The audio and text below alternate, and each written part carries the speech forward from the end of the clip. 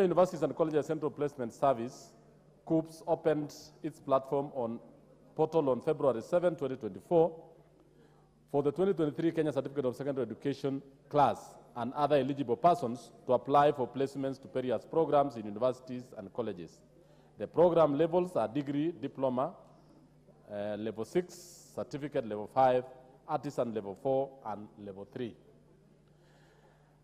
COOPS undertook the status of the application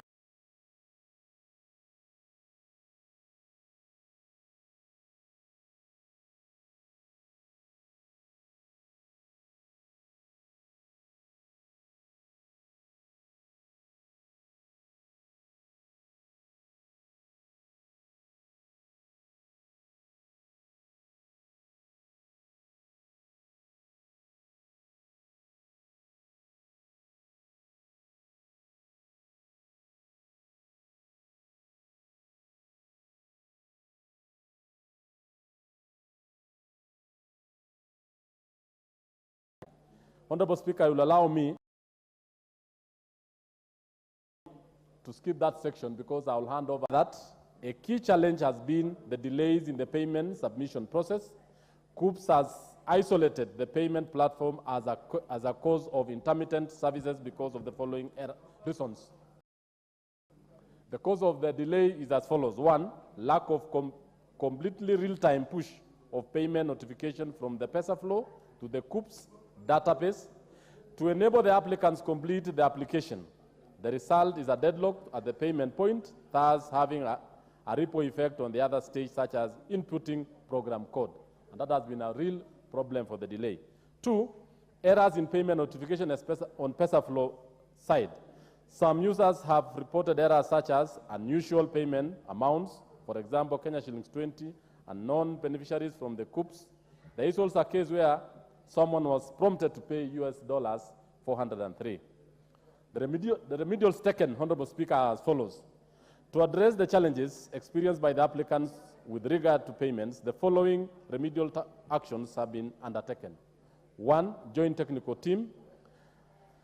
A joint technical team led by the Principal Secretary, State Department of ICT, Digital Economy, was constituted to identify the problems and continuously monitor the process and intervene as may be necessary. The team has representation from COOPS, Concert Technopolis Development Authority, the ICT Authority, the Directorate of eCitizen, and the Ministry of Information, Communication, and Digital Economy. 2, review of the resources.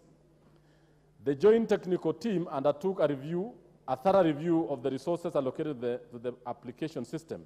COOPS internet bandwidth was doubled to ensure maximum speeds. It was also recommended that COOPS placement application be hosted at Concert Technopolis to scale up the server space. 3, unlocking delayed payment. eCitizen was to provide the file of all the payments made for COOPS services to enable the unlocking of the yet-to-be validated payments. On the 6th of April 2024, COOPS unlocked 4,286 payment transactions that has been made via the eCitizen platform. So, and the last one, and the last remedy, Honorable Speaker, is provision of self-service code, and the self-service code is USSD code *22# that applicants can use to confirm or push their payments to effect on the platform. The same has been communicated to the public. Honorable Speaker, the CS actually dealt into this yesterday, but as directed by you, the Speaker, I have actually brought this particular statement to the House. Thank you, Honorable Speaker. Thank you for timely bringing the statement to the House. Yes, Honorable Member, you want to weigh in on this?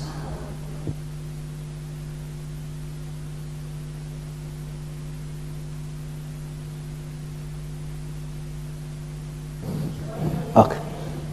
You have the microphone. Thank you, Honorable Speaker. I want to thank the Chair for Education for that statement on challenges the students are undergoing in terms of applying for university allocations through COOPS. My only problem as an expert in IT with over 15 years of experience dealing with online application, I think it is a bit in this era and age of digital technology that we create a system without actually testing on the issue of bandwidth and on the issue of connectivity and the number of users, such that when it is rolled, I have had a chance that I also have a student who is supposed to apply through COOPS to join first year. We have tried, even waking up at midnight, waking up at 4 a.m. for purposes of trying to apply, but it has been difficult. So I am wondering if we are in Nairobi and we cannot be able to apply, then for somebody who is in Turkana or in Mandera, you can see the challenges that we have. I think we need to get serious. The technologies are there.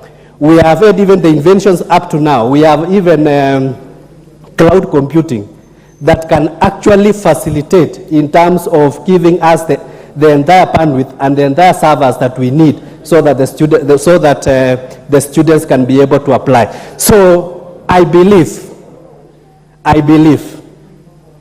this house needs to be assured that from today, the students should be able to apply for the courses online without further delay, and the time that is expected for that application to be made should not last more than 10 minutes. And we should save the students from waking up at midnight, waking up at 4 a.m. to see whether there is a space where they can be able to apply. So it is a pity to the IT industry, it is a pity to the IT professional like me when we create a system and we roll out a system without proper testing. So I believe this house needs the assurance that we can now tell our students to be able to apply, and they will be able to apply without any challenges, and the system should be seamless. Thank you. KJ.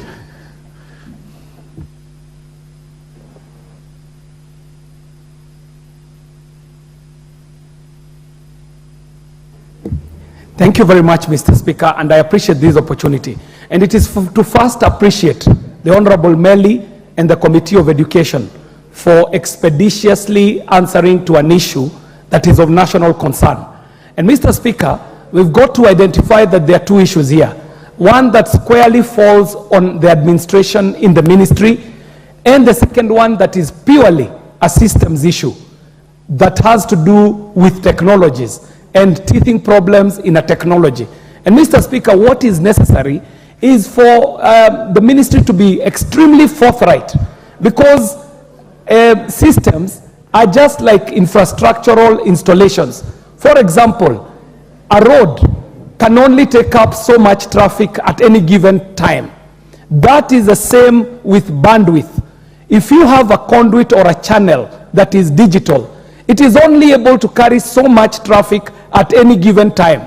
So if systems are clouded, if systems are clustered, if systems are jammed, the ministry just needs to admit that there is a capacity issue, and that capacity issue can be addressed technically. But Mr. Speaker, I also wanted to ride on the statement that has been presented so that I can bring up the issue that is also facing COOPS, but is also an issue facing lower cadres of education, secondary school and primary school. And it also has a technological element to it. The Honorable Chairman is aware that our students are normally recorded on NEMIS. And for you to be onboarded onto NEMIS, you are required to have a birth certificate and registered at school. But Mr. Speaker, yourself and all of us in this house know that we've got families upon families that have never collected their birth certificates. So the bigger question here is, because when we are appropriating money in this parliament, we normally take the entire student component. We've got to know, when we allocate this money, where does the money for capitation that goes, that is allocated to children who do not have their birth certificates and are not registered at NEMIS, where does this money go? Because the ministry claims the full component of the money, However, they will only dispatch capitation to the children who are onboarded onto the NEMIS platform. And you might go to schools where you might find 3/4 of the students, over half of the student component is not onboarded onto NEMIS. So when we give the full monies to the ministry, where does the remainder of the money that is allocated to children who are not registered on NEMIS go? Thank you very much, Mr. Speaker, and I think that's a question that we, as the budgeting house, should get an answer to. I think we can conclude in this and then move to the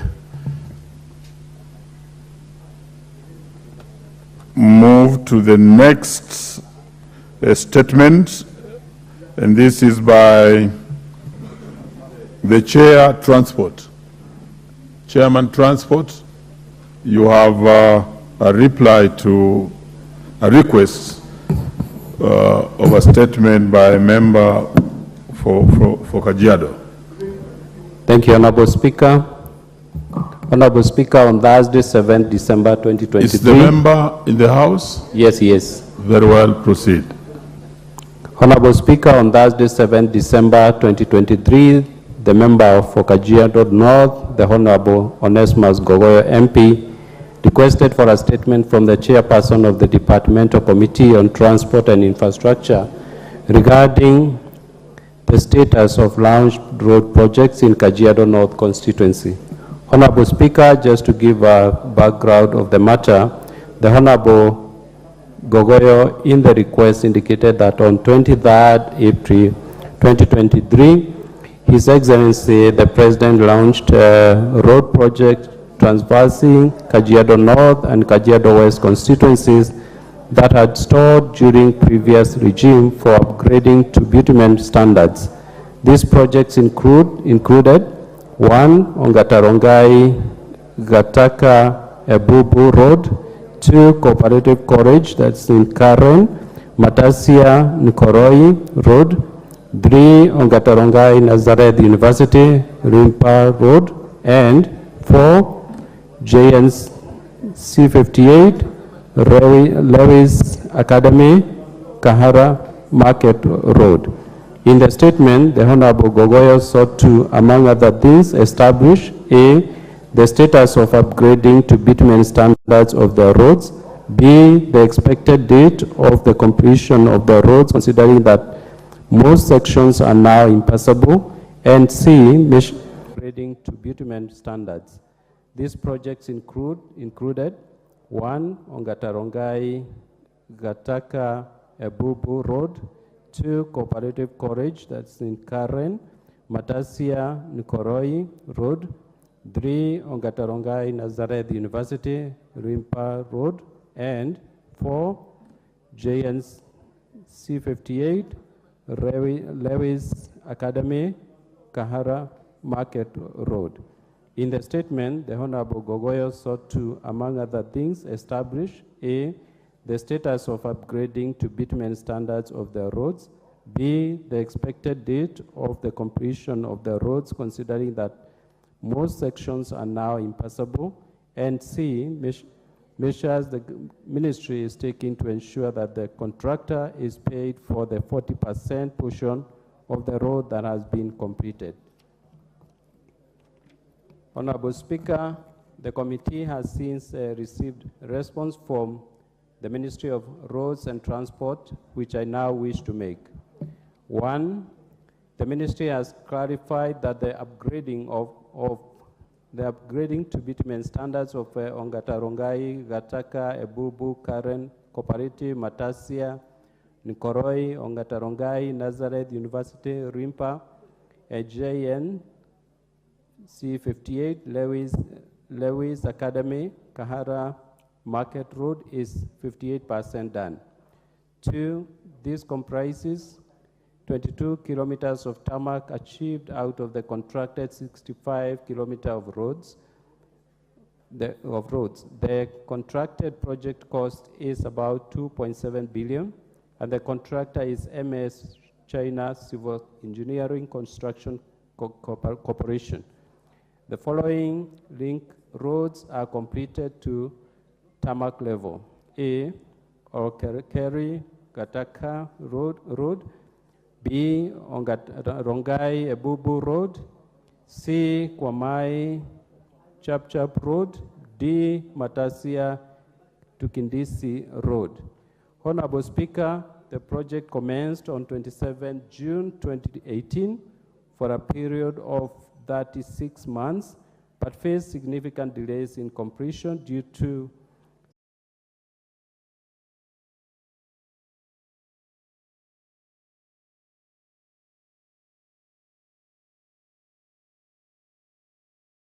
land acquisition. Work is set to commence at the section of the road that was realigned along the Matasia Kandisi Road due to pending land acquisition following the construction of the SGR. Discussions commencing this acquisition are at an advanced stage. D.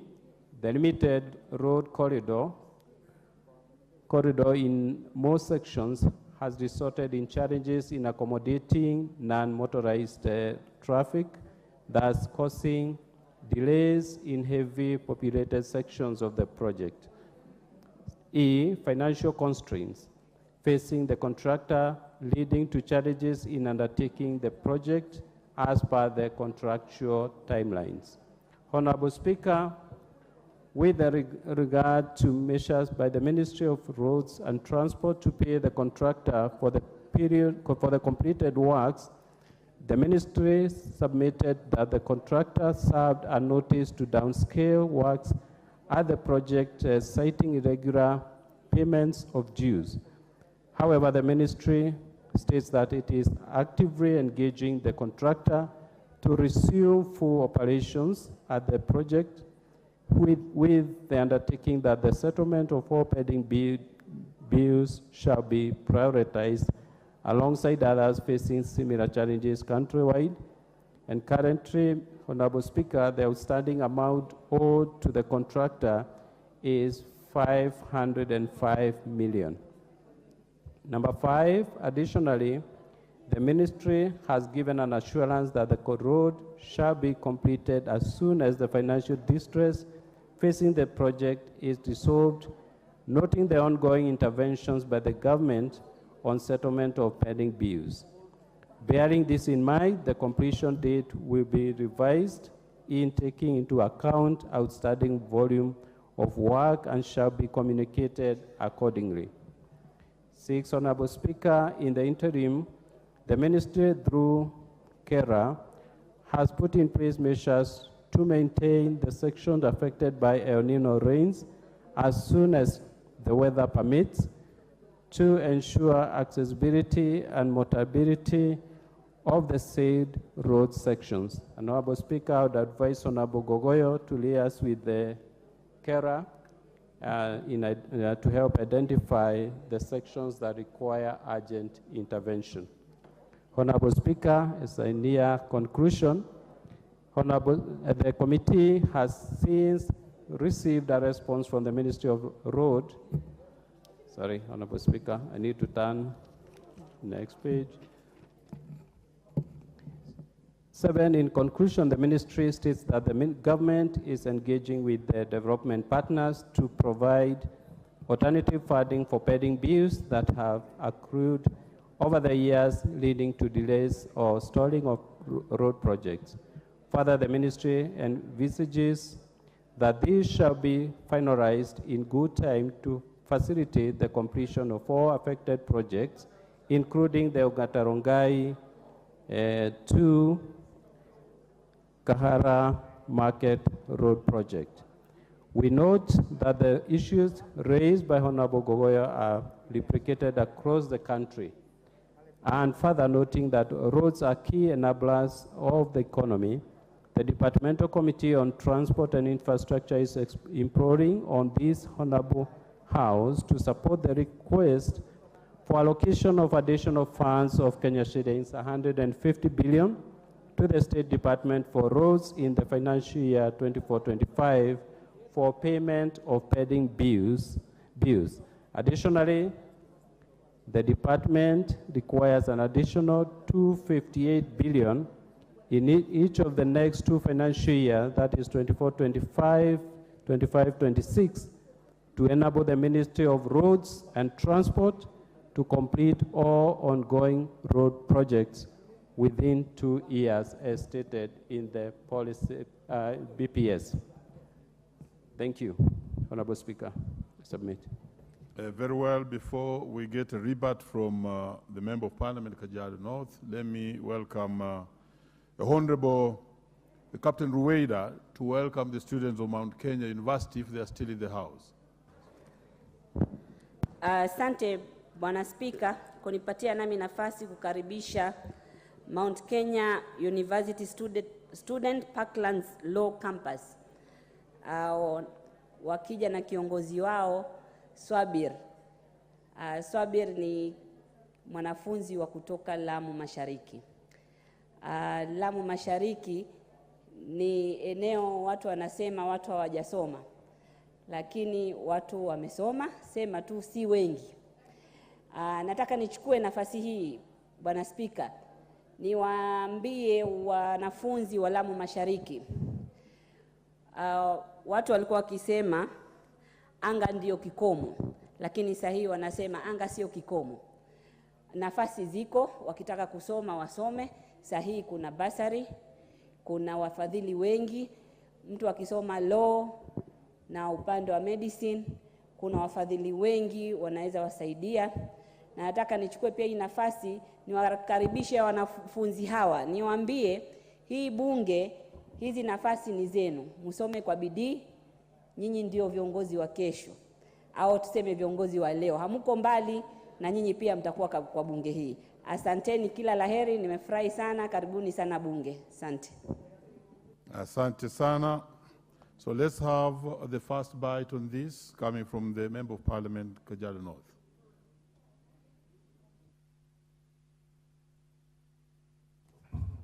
Yeah, thank you, Mr. Speaker.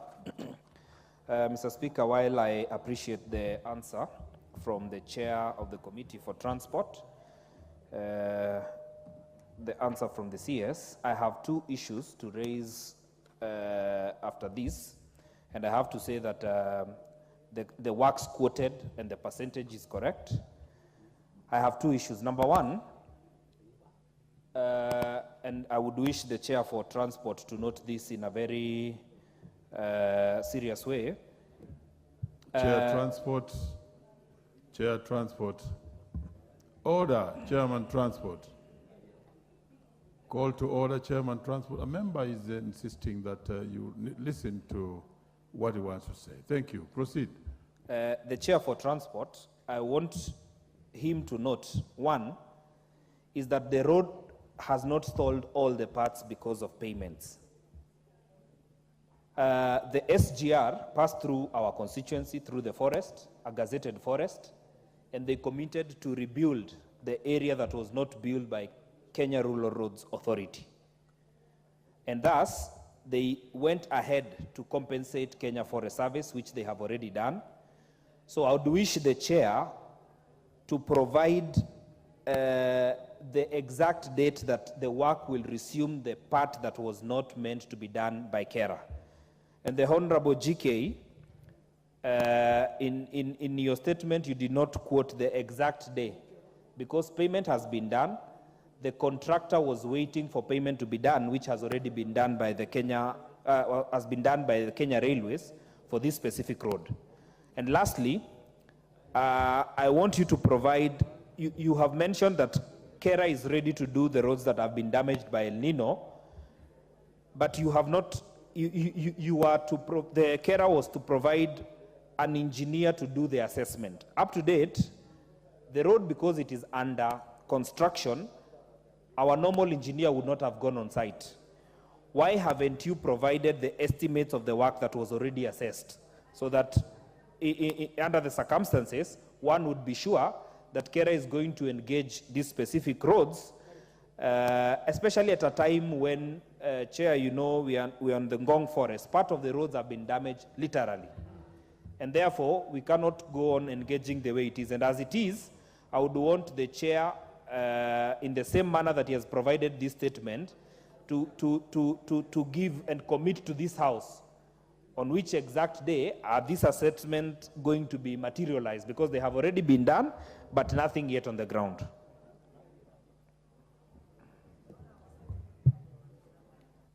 Very well. There being no any other interest in that particular matter, I want to call upon the Chair of Transport to only speak on two issues. One, do you have the exact date for resumption of works on that road? I think that's what the Honourable Member said. And then the matter concerning assessment.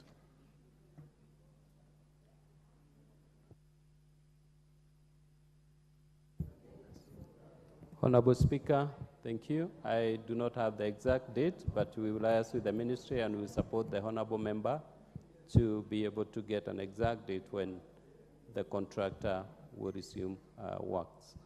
Thank you. Very well. So Honourable Member liaise with the Chair to get the exact date. And in the event you don't get the date, please report to the House accordingly. Next is the Majority Leader on your usual Thursday statement.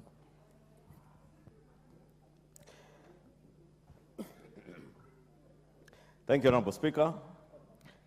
Honourable Speaker, pursuant to the provisions of Standing Order 44.2a, I rise to give the following statement on behalf of the House Business Committee, which met on Tuesday, 27 February 2024, to prioritize business for consideration during the week.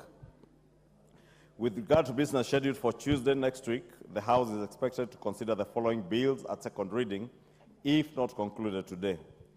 1, the National Disaster Risk Management Bill of 2023. 2, the Natural Resources Benefit Sharing Bill, Senate Bill number 6 of 2022. 3, the Petitions to Parliament Procedure Amendment Bill of 2022, and the Regional Development Authorities Bill of 2023. Additionally, Honourable Speaker, debate will also be undertaken on the following motions, some of which are listed in today's order paper, should they not be concluded. The appointment of members to the Committee of Powers and Privileges, appointment of members to the Committee on Member Services and Facilities, changes to committee membership, report on the consideration of the 2024 medium-term debt management strategy, if tabled by the committee today. 5, reports on the compliance to Article 54.2 of the Constitution regarding the employment of persons with disabilities in public institutions.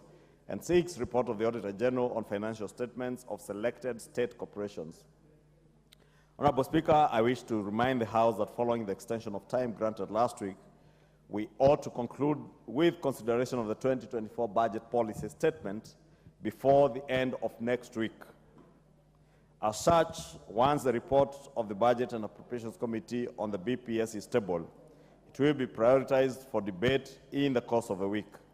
Honourable Speaker, in accordance with the provisions of Standing Order 42A, 5 and 6, I wish to convey that the Cabinet Secretary for Interior and National Administration is scheduled to appear before the House on the afternoon of Wednesday, 6th March 2024, to respond to the following questions. 1 question by private notice, number 4 of 2024, by the member for Gilgil, Honourable Martha Wangari MP, regarding the death of Jasmine Joki in Gilgil, Nakuru County. 2 question by private notice, number 05 of 2024, by the member for Samburu North, Honourable Eli Letipila MP, regarding the status of the investigation into the death of Honourable Paul Leshimpiro, MCA of Angata Nanyekie Ward. 3, question by private notice number 006 of 2024 by the member for Luanda, Honorable CPA Dick Maungu, MP, regarding the sporadic attacks in Luanda constituency. 4, question by private notice number 07 of 2024 by the member for Kirinyaga County, Honorable Jerry Maina, MP, regarding illicit liquor in the country. 5, question number 271 of 2023 by the member for Laisamis, Honorable Joseph Lakuton, MP, regarding births and registration offices in Laisamis and Loyangalani sub-counties. 6, question number 343 of 2023 by the member for Ruiru, Honorable Simon Kingara, MP, regarding challenges in processing passports and inordinate delays in the issuance of passports. 7, question number 02 of 2024 by the member for Matungo, Honorable Oscar Peter Navulindo, MP, regarding the surge in cases of livestock theft in the Western region, and particularly in Matungu constituency. 8, question number 003 of 2024 by the member for Kinango, Honorable Gonzi Rai, MP, regarding the deployment of the contingent of General Service Officers, GSU unit, to Kazamoyo village in Kwale County.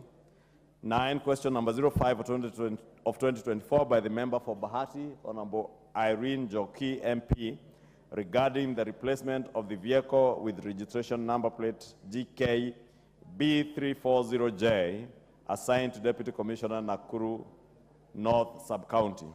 10, question number 037 of 2024 by the member for Isiolo South, Honorable Tubi Budi, MP, regarding the issuance of identification cards to residents of northeastern and bordering regions.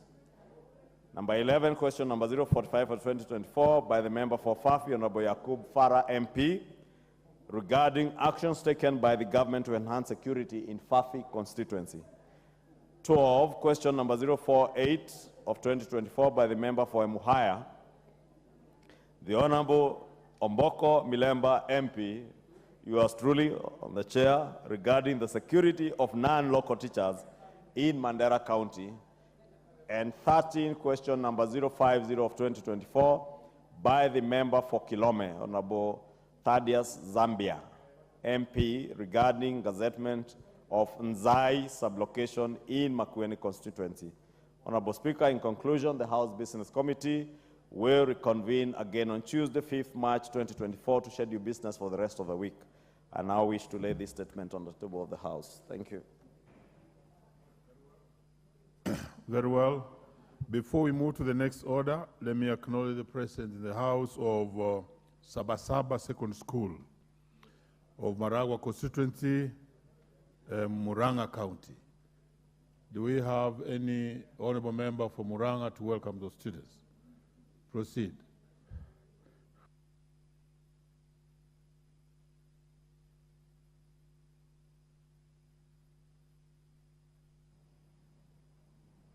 Okay. Thank you, Mr. Speaker. May I take this opportunity to welcome the students from Sabasamba. I know the area MP is engaged in activity at his constituency, and I wish to tell them that they can be in parliament. Sabasaba is one of the schools that is doing very well in Muranga County, and we encourage them to learn and to aim higher. Thank you, Mr. Speaker. Very well. Next order. Order number 8, the Employment Amendment Bill, Senate Bill number 11 of 2022, second reading, resumption of debate. What's your point of order, Leader? Honorable Speaker, sorry, indulge me. I wanted to request that we reorder business appearing as order number 9 to appear as order number 10, and order number 10 to appear as order number 9. Reason being, Honorable Speaker, I wanted these Senate bills, number 11 of 2022, the one debate is resuming, and the Senate bill number 6 of 2022 to follow each other. You know, Honorable Speaker, this morning we had a meeting with our colleagues in the Senate on bicameral relations between the two houses, and we intend to process many of their bills that are here so that we don't stand accused of what we are told that we are sitting on Senate bills. So we want to process those ones ahead of the others, Honorable Speaker, if you allow. Thank you. Very well, Majority Leader is so ordered because the substantive Speaker had already spoken on this, that we need to tackle the Senate bills much faster so that we don't look like a house that is delaying their business. Now, we are already on the next order, and the seconder had 8 minutes to second this bill. Okay, thank you, Mr. Speaker. May I continue to second the bill? And Mr. Speaker, I'm seconding on rejection of the bill by the committee. Mr. Speaker, the bill is about the right to disconnect, whereby Mr. Speaker is talking about whereby you can't engage a worker after his working time. And in the explanation of the right to disconnect means an employee's entitlement not to be contacted by the employer during out of work hours as per the employer's policy. Mr. Speaker, as a committee, we went around the bill and we found that the bill somehow is discriminative, whereby the bill is not concerned about the employer, but is targeting mostly the employee without considering the rights for the employer. Mr. Speaker, when it talks about disconnection, it talks that the employee can only be engaged during emergency. Now, Mr. Speaker, we wondered, now how will you be able to contact that employee if he has already disconnected from the employer? Therefore, Mr. Speaker, the bill that is explained on areas during emergency on how you can be able to contact the employee, because immediately after work, the employee will have a right to switch off the phone. You can't contact that person. Therefore, we did not find the areas or avenues under which the employer will be able to explain that there is an emergency and they want the employee to come back and assist the employer. Therefore, Mr. Speaker, on the other issue is the bill has the areas of definitions. The bill has only two definitions. One definition is out of work hours, and the other one is right to disconnect. But it talks about emergency, but doesn't define what is emergency, at what instances of emergency whereby an employer can contact an employee. It talks about compensation, whereby an employer has to compensate an employee, but doesn't explain what is compensation, doesn't define compensation. Therefore, Mr. Speaker, as the bill comes from the Senate, we find there was a lot of oversight. There were some basic things that they could have been included during the debate at Senate, which are very critical. There is the issue of essential services. It says that the essential services, those people working at the essential services are the people who can be around not to disconnect. But, Mr. Speaker, it doesn't define essential services. Therefore, Mr. Speaker, we see a lot of gaps in the bill. Mr. Speaker, the bill also only targets those people who work during the day and go home. But, Mr. Speaker, the bill doesn't consider some people like the domestic workers. A domestic worker is with the employer throughout. Now, where does disconnection, because the bill now should cover all employees, should not target a few and leave the others. Now, for a domestic worker, the bill should have clearly indicated at what stage should the domestic worker disconnect from the employee and they are living in the same premises. Mr. Speaker, there is the issue of those who work 24 hours. They are always in the employment area. Therefore, Mr. Speaker, we find some of the gaps. Mr. Speaker, the bill, as I said, is so biased to the employer because it talks about employee disconnecting from the employer. But the bill doesn't talk about when the employee wants to contact the employer. Is the employer mandated to pick the phone of an employee during out of work? Therefore, the bill should have also indicated when now employees usually call the employer. Does it consider also employee usually call the employer? Therefore, we find some biasness in the bill whereby the employer is not considered at all. There are cases, Mr. Speaker, whereby he's considering the person who initiated the bill, considering the working hours. Suppose the worker or the employee had been given target to work on, and the employee fails to achieve the target. Now, the bill doesn't consider the employer because the employer had given somebody target, but somebody knows that is protected by the law, that when the time comes for going home, he must go home. That brings a lot of indiscipline in areas of work. Mr. Speaker, the bill, as we look at it, the current government agenda is a bottom-up transformation agenda, whereby one of the main agenda is employment. The bill says that it's targeting an employer who has more than 10 employees. Now, if I am an employer and realize that I am about to achieve the 10th employee, then I follow in this trap whereby I cannot be able to contact my workers when they are out of work. I will make sure I will not employ the 10th employer. Therefore, it's discouraging employers from employing maybe more than 10. And Mr. Speaker, what we should be legislating under the government agenda of bottom-up transformation of creating employment, we should be encouraging legislation that will encourage the employer to employ more workers, who has 10 to employ the 11th employee. Therefore, Mr. Speaker, the committee found that the bill is discouraging those who have more than 10 employees. And we asked, what scientific calculation or something that is tangible, somebody cannot go to court, why he did not consider the person who has 2 employees, the person who has 5 employees, the person who has 8 employees, but only targeted employers who have employees from more than 10. Mr. Speaker, it creates somewhere whereby even the mover of the bill must have been trying to get away from falling on that gap.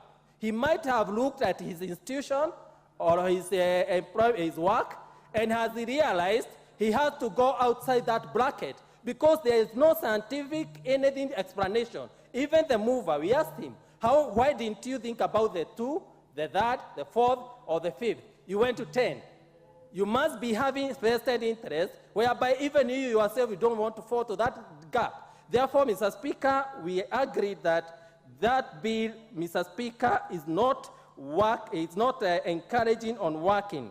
Mr. Speaker, as a committee, we say that the issue of employment is a civil relationship and should not be given a criminal liability. When I employ an employee, I should not be found myself maybe on issues of management in my work, whereby I can be declared criminal by contacting my employee. He says, if you contact an employee after working hours, you are liable for a fine of 500,000 or an imprisonment of 1 year. Mr. Speaker, that's an area we found is extremely biased, and as a committee, we said this bill is, we reject the bill, and I pray the members of this House, and I wish to request even the Senate to be a bit careful whenever they look on. Honorable members, I now propose the question, which is that the Employment Amendment Bill, Senate Bill number 11 of 2022, be now read a second time. Let's have the first bite from Honorable Jackson. Thank you, Mr. Speaker.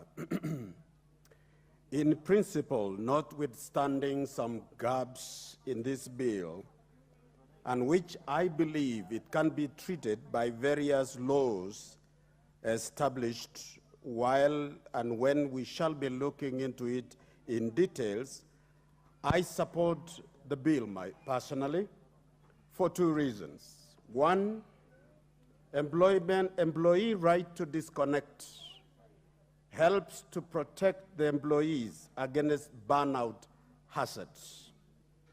2nd, I support because it protects the current Prime Minister of Australia, Anthony Norman Albanese, said, and allow me to quote, Mr. Speaker, what we are simply saying is someone who is not being paid 24 hours a day shouldn't be penalized if they are not online and available 24 hours a day.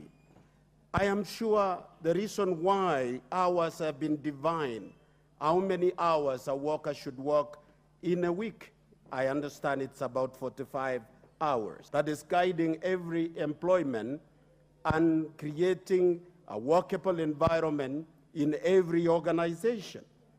Mr. Speaker, this encourages the right to privacy. Some people have made telephone calls being the boss, even in midnight, calling somebody's wife or husband, causing disunity in families. We need some kind of a working relations that dignifies a worker. Simply because he's working for you doesn't negate. The second thing I wish to refer, Mr. Speaker, is that in corporate governance, there is a cliche relationship between the employer and employees. A strong, well-connected, caring relationship with the people and all that work together. That one is encouraging transformational type of leadership where staff owns the organization. Then you need to have a high level of motivation and several others. Mr. Speaker, in principle, I wish to support this bill, but I want to agree with the speaker that has just spoken that there are so many areas that needs to look at the gaps. With that, Mr. Speaker, I support. The Honorable Gitonga Murungara, do you want to speak on this? Proceed. Yes, thank you very much, Mr. Speaker. Mr. Speaker, I have gone through the bill as presented from the House of the Senate. I've also gone through the committee report as prepared by the Labour Committee. And having looked at this bill, the cardinal principle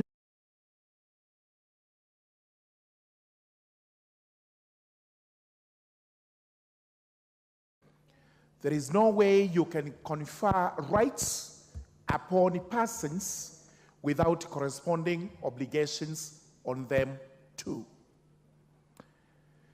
I am not very sure where this bill has been lifted from, but it seems to be actually in contravention of employment laws in the country, and especially bearing in mind that employment law is civil law.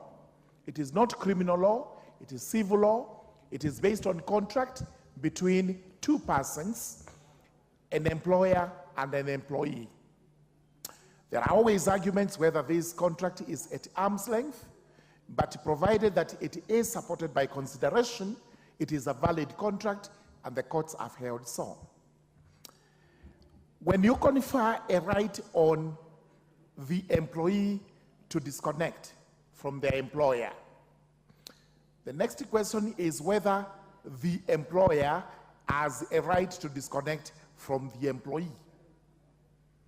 It cuts both ways, because whatever makes an employer to connect with an employee outside the working hours may be the same reason why the employee must connect with the employer outside the working hours.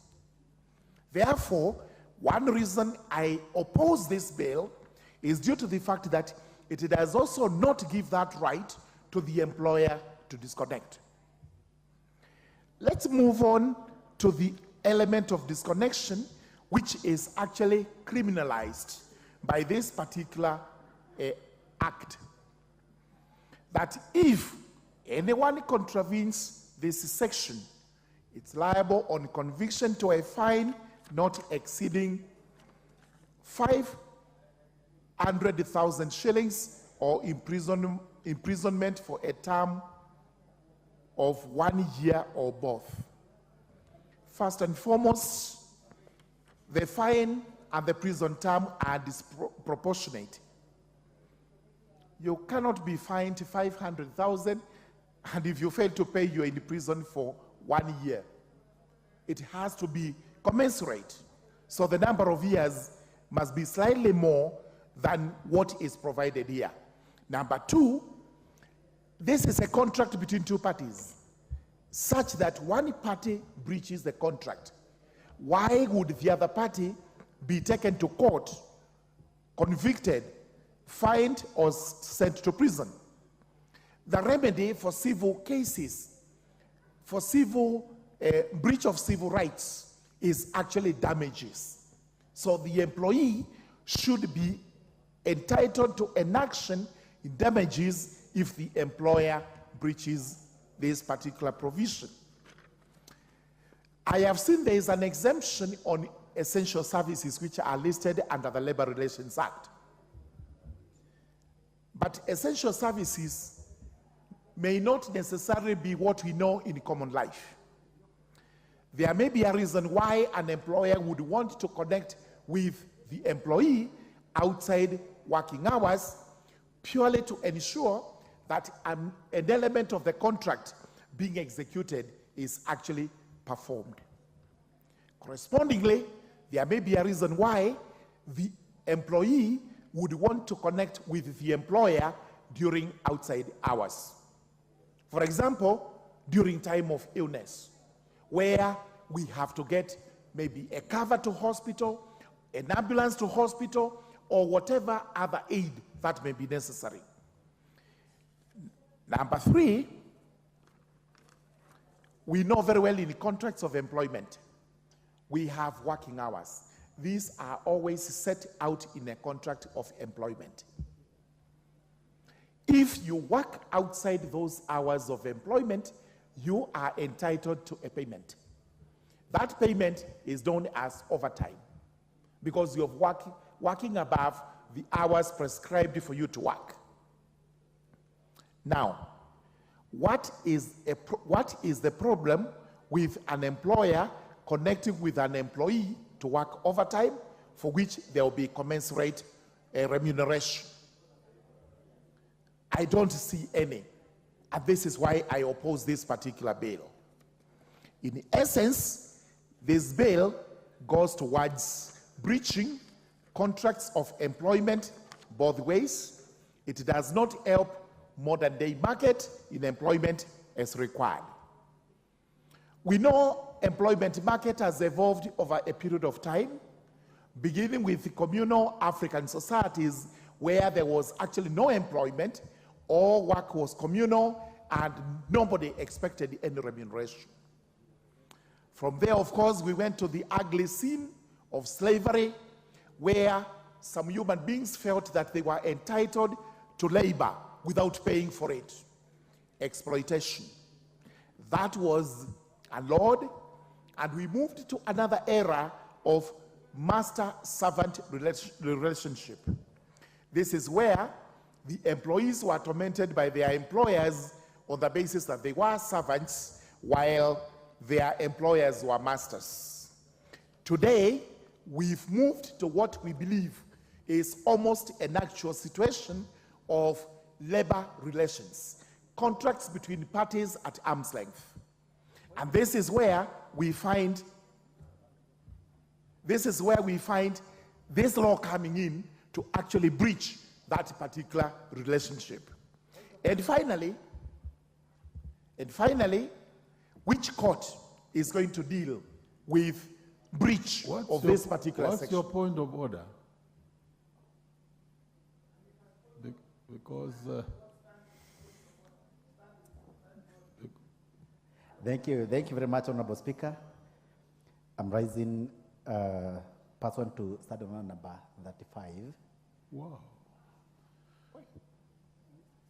Proceed. Thank you, Mr. Speaker. Mr. Speaker, I think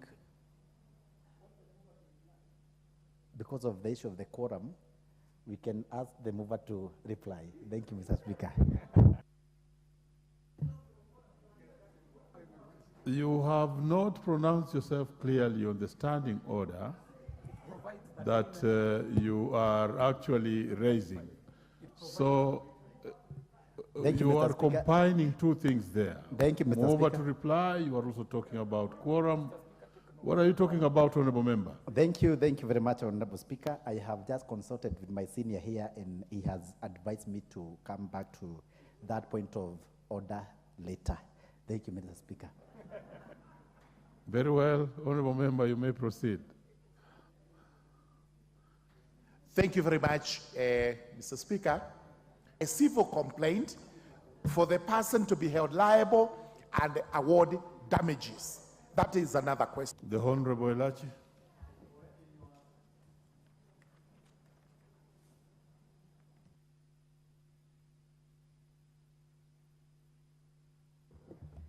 Thank you, Mr. Speaker. I also rise to reject this bill.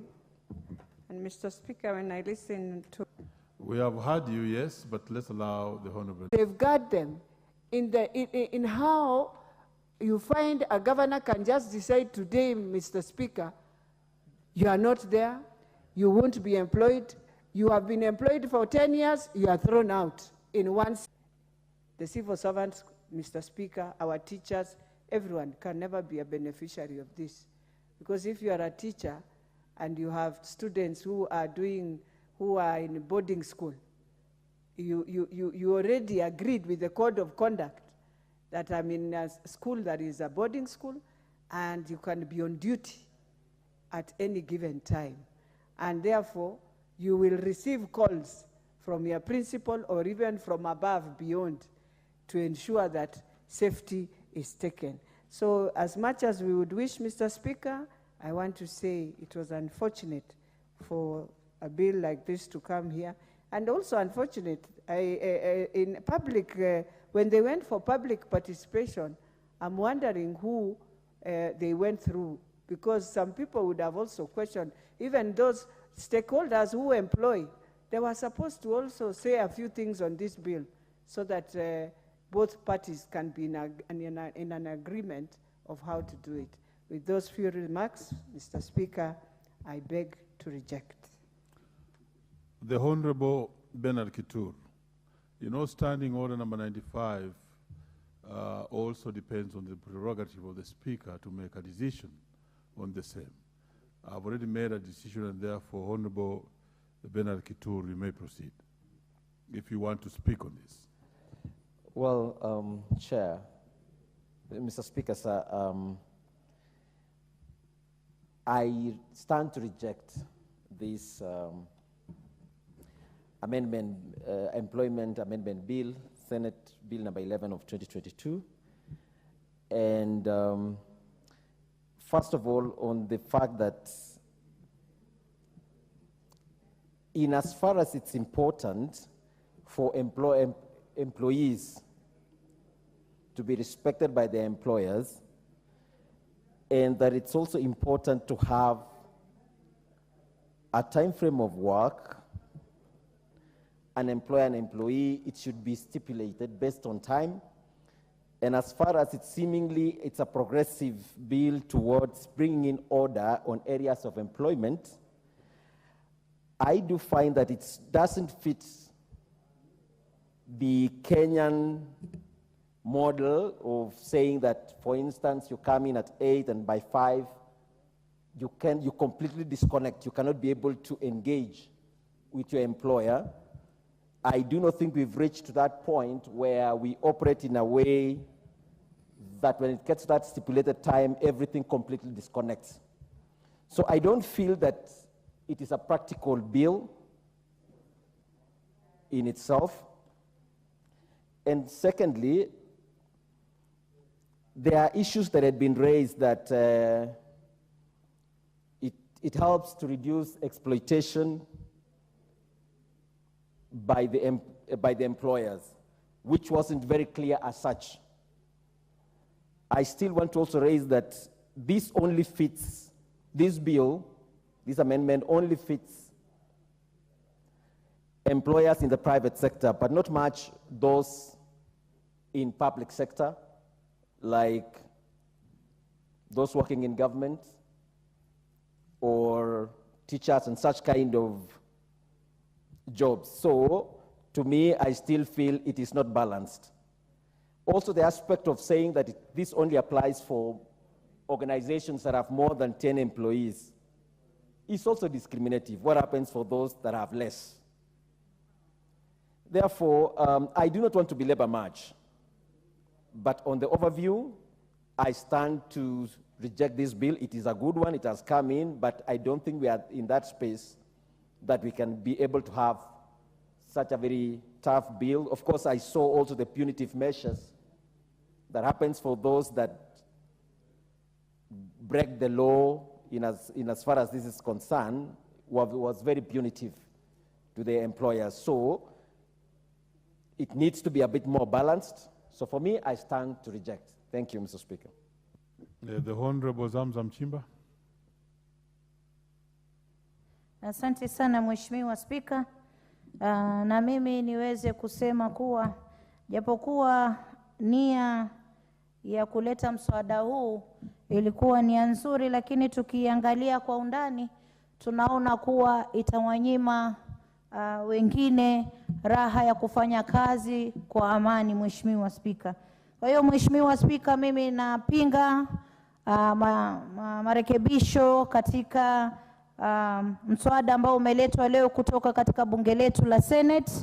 Mheshimiwa Spika, wafanyakazi katika taifa hili wameangaliwa vizuri na wamewekewa kanuni na sheria na masharti na mambo yao katika katiba yetu. Ukiangalia katika kitengo cha ajira wameangaliwa vizuri sana Mheshimiwa Spika, na hii nikiangalia itakuwa inalemea upande mmoja na wengine watakuwa pengine kama mwajiri atakuwa amelemewa sana Mheshimiwa Spika.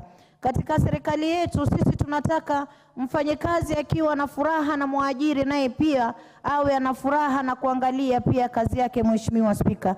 Kwa hiyo Mheshimiwa Spika, haya marekebisho yalioletwa, kwa mfano hapa juzi Mombasa nimekuwa sehemu nikiangalia sheria za wafanyakazi wa EPZ Mheshimiwa Spika, lakini tukafikia maelewano kuwa lazima wale wafanyakazi haki zao za kimsingi ziangaliwe, na vile vile pia haki ya mwajiri naye pia aweze kuangaliwa ili waweze kupata balance, kwa sababu tunataka taifa ambalo linaweza kusonga mbele kwa mwafaka uliowekwa katika katiba Mheshimiwa Spika. Kwa hiyo katika hili mimi nitamwambia kamati ya Leba katika Senate, hili kama mama kaunti wa Mombasa nimelipinga. Lazima sheria ni msumeno ukata mbele na nyuma, tukuangalia mwajiriwa, tuangalie na anayemwajiri Mheshimiwa Spika. Lakini hata hivyo pia walete sheria na kanuni nzuri ambazo sisi tuweza kuzipitisha hapa, kuangalia haki za wafanyakazi zinafuatiliwa sana Mheshimiwa Spika, kwa sababu kuna watu wameangaliwa vizuri. Na mimi ujumbe wangu pia kwa wafanyakazi wa EPZ Mombasa, na nyinyi angalieni kazi yenu, tusiweze kufunga makampuni yakienda Kenya yahitaji pia kujengwa na watu kama hao. Mambo yenu yameangaliwa vizuri, na nyinyi muangalie zile target zenu, zile kazi zenu mlikuwa mmepewa kufanya, mufanye kwa uadilifu ili tuweze kuona makampuni yetu yakienda vizuri. Asante sana Mheshimiwa Spika. The Honorable Beatrice Kimei.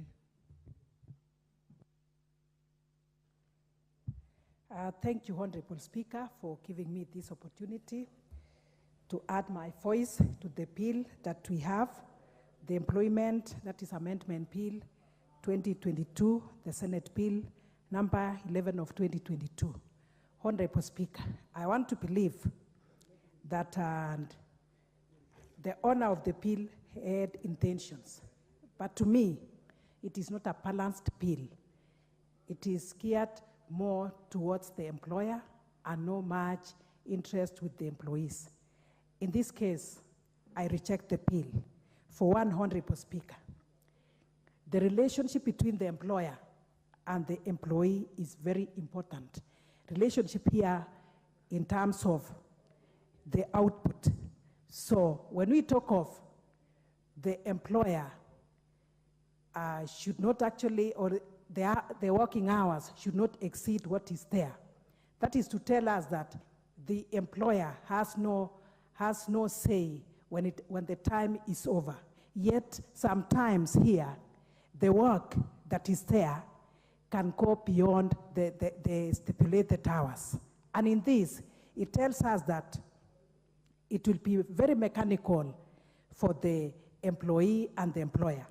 I also want to say that it is not clear, even from this bill, when the bill talks of only in cases of emergencies, but which are these emergencies? It is not stated which is the emergency and which is not. And putting also into consideration, we have some employees who have to work beyond the working hours. For example, the teachers. What do we say about those working in boarding schools? Because they have to take care of the students all through. Does it mean when the time is over, they have to go home? Who stays with the students? who takes care of them, who check on their issues. So to me, this bill is not the right one, and therefore I reject, saying that they have to look at another way out.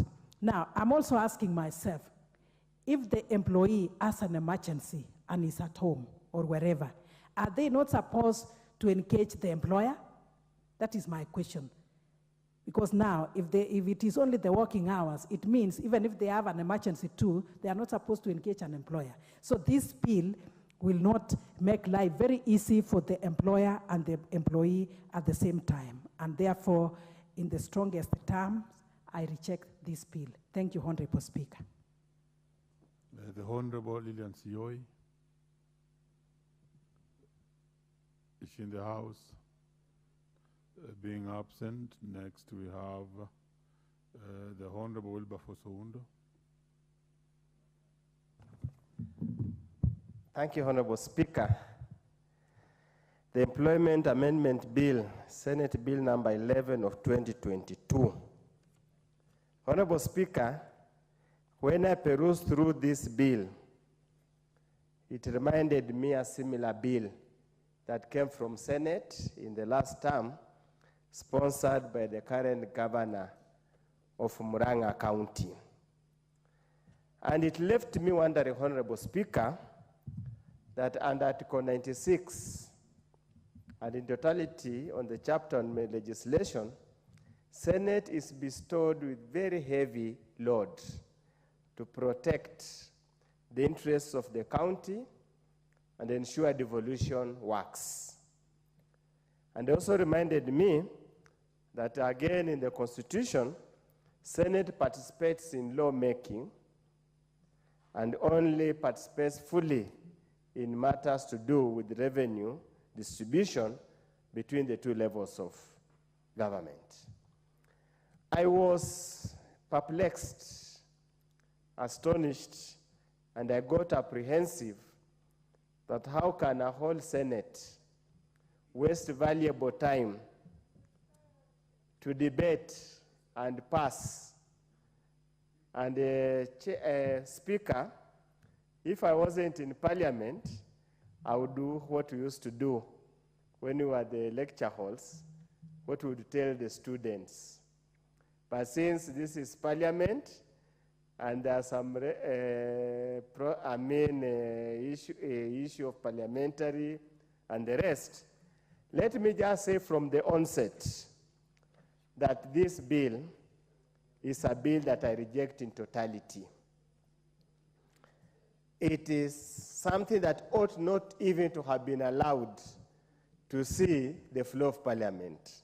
Yesterday, Honorable Speaker, we just told here so many times, trying to look for ways and means to ensure that valuable parliamentary time is not expended to discuss this bill.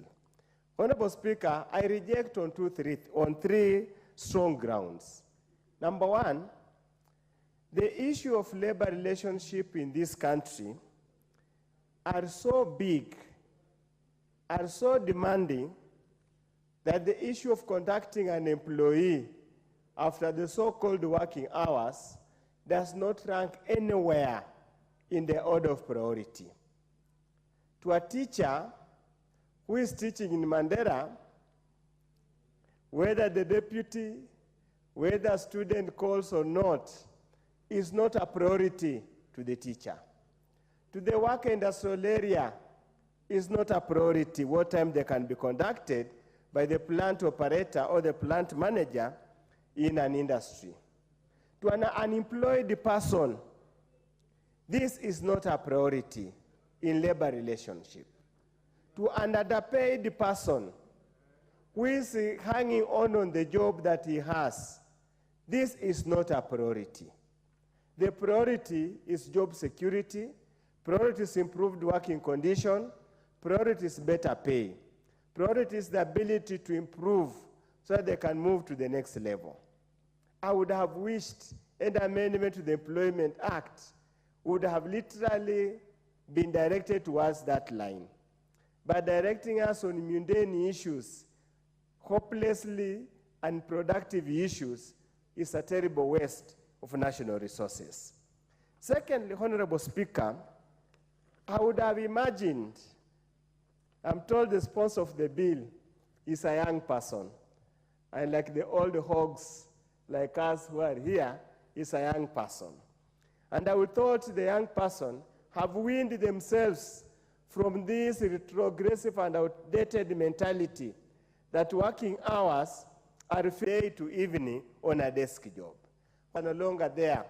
The jobs you would go to a desk, you are given a swinging chair, there is tea in a flask with the biscuits, with the flower vase, with a telephone extension on your desk, are long gone. We are telling them, create your own time to work at your own free time to make sure you put food on the table and meet your bills. With this amendment, if it ever became a law, we would go back 10 steps, more than the 2 steps you have made, to entrench back this mentality that I must work a certain time. Honorable Speaker, it simply means, if, for example, we are here in Parliament and we have those extended working hours where we live here at midnight or so, when you get home, when you are hungry, your house girl or your house help will not cook for you because it's beyond working hours. You will sleep yawning, and the morning you might not be able to deliver. Even when you go to bed, you might turn the bed the whole night and unable to sleep and do that pertains to sleeping. Honorable Speaker, it also means the members of Parliament who are here, you will not call your fund accounts manager beyond 5, because he will tell you, sorry, it is beyond working hours, Cheregai bill says I should not pick your call, or he will contemptuously disconnect and atadunga, contemptuously, and you will do nothing. It means, Honorable Speaker, you will not call your doctor when you suddenly fall sick, because you will say it is beyond working hours. It means when there is an emergency, MOH will not call a nurse who is off duty to come and render services because it's off working hours, regardless of those essential services under Section 18 of the Employment Act. It is a necessary legislation. It's something that does not bother, should not even have found its way here. And these are some of the kind of the bills, Honorable Speaker. We should just kill them and go back to the Constitution and the standing order so that we not even have any reference to any other places. With those very few remarks, I would have wanted to take all the time to lecture on the issue of labor productivity. Kenya is said to be comparatively low labor productivity, to have a low labor productivity. You bring this kind of a bill, then all the time, tutakuwa tunapiga sherehe as from 5:15 until the second day, we do not produce. So, Honorable Speaker, I want to urge, and I must thank the committee. They were courageous enough and said, reject in totality. I oppose and say the members of the National Assembly, we have more pressing issues, we have more important issues to deal with this country. Let's reject totality, and I oppose this bill. Thank you, Honorable Speaker. Very well. The Honorable Samuel Chepkonga, do you want to speak on this? I thank you very much, Mr. Speaker. Mr. Speaker, I rise to support the recommendation that is contained in the committee's report that is dated the 6th of December 2023. Mr. Speaker, it is very unfortunate, as I had Professor Oundo claim that this bill was sponsored in the Senate by a young person. In fact, the import of this bill as the unintended consequences of suppressing the rights of the youth it is not even helping the youth in any way. Two, Mr. Speaker, I've gone through the report, and I'm surprised that this bill has continued from the Senate all the way to this House, when in fact the Public Service Commission rejected this bill. Two, COTU itself, Central Organization of Trade Union, rejected this bill. That represents the workers. Three, the Federation of Kenya Employers also rejected this bill. So the question that you ask is, whose interest is this bill intended to serve? It has been rejected by the employers. It has been rejected by the employees. So whose interest is this bill intended to serve? It is not intended to serve any interest at all that will further the interest of the worker in the marketplace. In fact, this bill goes against or is in contravention of the International Labour Organization Convention. Now, it goes against the international best practice. So if a bill is in contravention of the ILO, in which Kenya itself is a treaty member, and if we are a treaty member, you know that the convention has been imported pursuant to Article 2 of the Constitution, which says that all conventions in which Kenya is a signatory are laws of this country.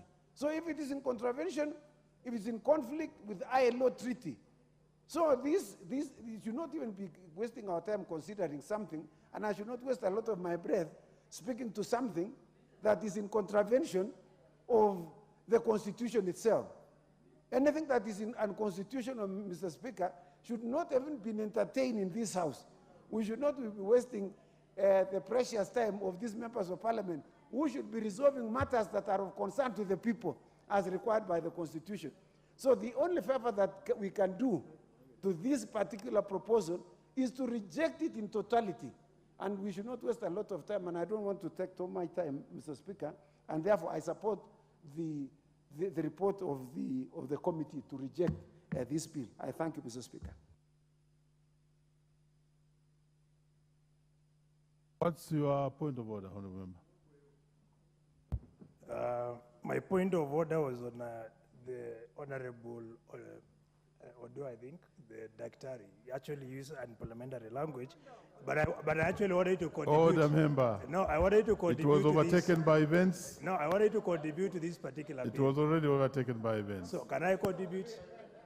No, you rose on a point of order. I rose on a point of order, but I want to contribute. Order. Take your seat. Let's have the Honorable Onyango Koyo. Thank you very much, Honorable Speaker, for giving me the opportunity to talk to this bill. Although I'm a member of the committee that already spoke to this bill and we rejected it, Honorable Speaker, I want to say that this bill is not going to add value to the working class or anybody who is serious in this country. Workers and employers have a CBA, something called collective bargaining agreement, in which they agree on working hours, working conditions, the salaries, and so on. And this bill is not going to cure or introduce anything a lot better. We rejected it because our communication system are still very faulty. Merciless employers would capitalize on this and send workers home anyhow, based on the fact that they have been tried to be reached or they have been invited through these gadgets and they were not able to be found. So several years after independence, we appeal that those who are serious bring to this House bills or issues that they have researched and found that they are coming to add value or they are new and they are going to drive the country forward. Senate should be very serious, and because there are so many pending issues of the county government that they need to deliberate on. And I therefore believe that, plead with my colleagues in the House of Parliament, that this bill is a bill that does not add any value, and we should not argue about it so much. We should look at it and reject it in totality, just the way as a committee we looked at it and dismissed it. Thank you, Honorable Speaker. Honorable Thukukwenya.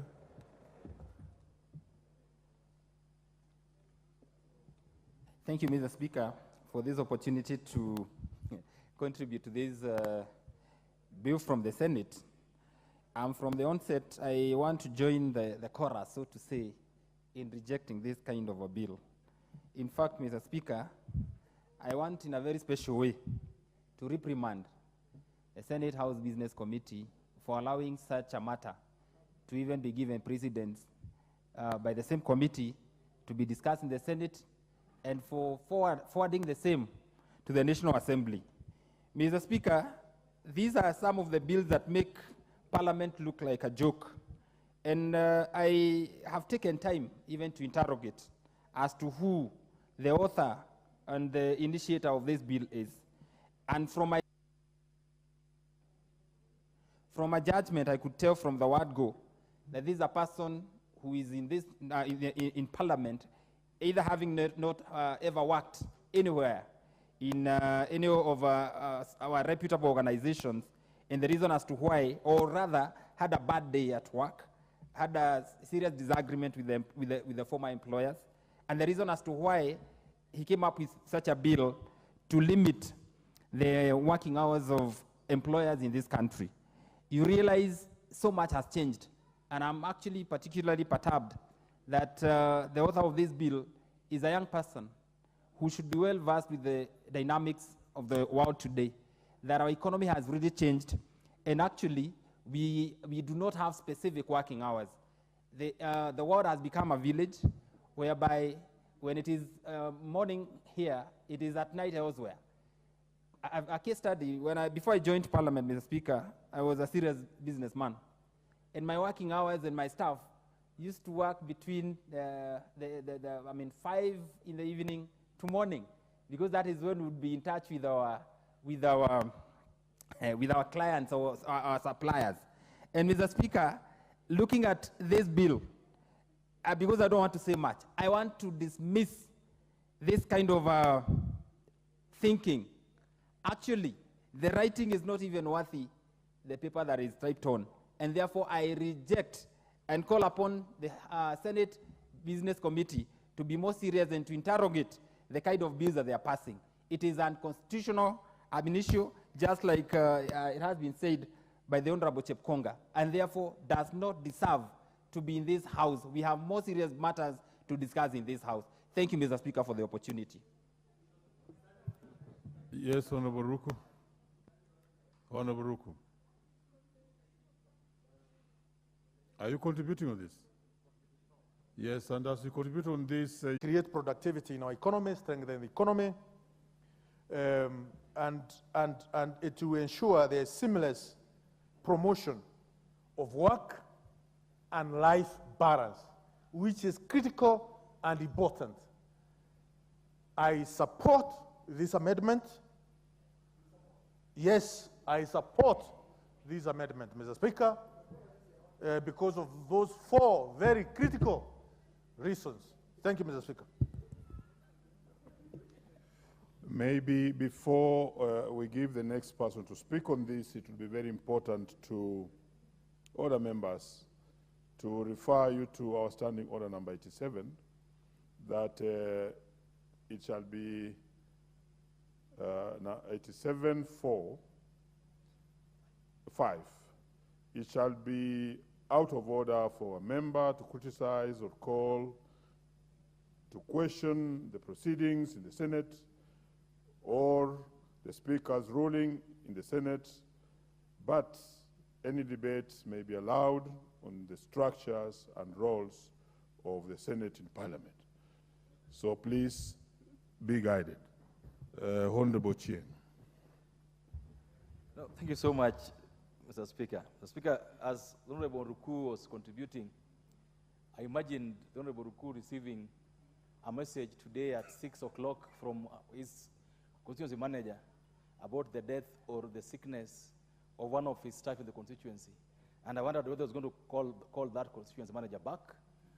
I just imagined at 10 p.m. today, the Honorable Ruku receiving information from one of his staff members that one of his campaigners is unwell or has an emergency. And I imagined whether he would call that person who has sent the message back, or he would wait until those working hours, assuming we were to set them up. And so, Mr. Speaker, it's good to think about the ramifications of some of the provisions we make when we come to Parliament. Because, Mr. Speaker, I believe employment, working for, with, or under, assumes that over time, people get relationships, people get to like their jobs, people get to learn how they work. And Mr. Speaker, I don't imagine that employees or employers would be getting in touch with each other after hours, in quotes, for fun. And so much as people may have an issue with an employer calling back an employee or calling to make an inquiry or calling after hours, I believe that this is a knee-jerk reaction. I believe that this is tantamount to summoning a hammer to fight a mosquito. So, Speaker, I wish there was a way in which we could leave this to the good sense of the employers and the employees. Because the moment we say that there are times when an employer cannot or will not get in touch with an employer, what about emergency situation? What about at times when the employee himself or herself may have done something that needs to be corrected? What about circumstances where the agents of work require that they keep in touch throughout?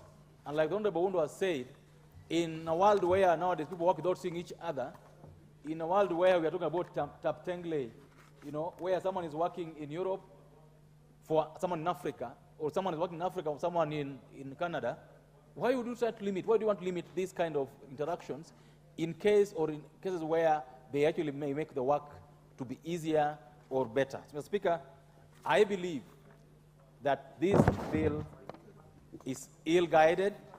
I believe that it will not improve anything in the work environment. On the contrary, it may make the people who already are working lose their jobs. I imagine a situation where someone refuses to pick the calls of their bosses or of their supervisors, and the following morning they're given a letter saying, your job is over. Where will this member be? Mr. Speaker, I think this is some of the things that we should leave to the realm of policy and work environments as they evolve instead of legislating on matters that we cannot even supervise or enforce. Mr. Speaker, I oppose. Thank you. The Honorable Basil, followed by the Honorable Lady Lillian. Thank you. Thank you, Speaker. I can see my brother, Honorable Wilberforce, is smiling. He knows what I'm about to say. I think I'll join my friend, Honorable Ruku, to fully support this bill. And the reason why I support it, there's a reason why we have working hours. If we talk of 8 hours working hours, that has to be respected. We have seen a situation whereby employers abuse workers. So we need to protect employees. And that's why I fully support this bill. Number two, it's important to understand that work-life balance is very important. We have seen employees committing suicide because of stress. This is imposed by employers who do not respect the working hours and the work-life balance. So it's important we understand this and not just oppose for the sake of opposing. Number two, we need to understand also, because I've been hearing many people saying this is a bill proposed by a young person. They need to understand young people also have responsibilities beyond the formal employment. Some are engaged in productivity, making, contributing to the home welfare in their homes, and we should not take advantage of that. There are some people who are saying the life is changing. Yeah, we are in a changing lifestyle, but it's important to understand, as much as we are in exponential age, which is technological age, workers need to be respected and allowed to work within the specified working hours. Anything beyond that should be subjected to compensation that has to be agreed between an employee and an employer.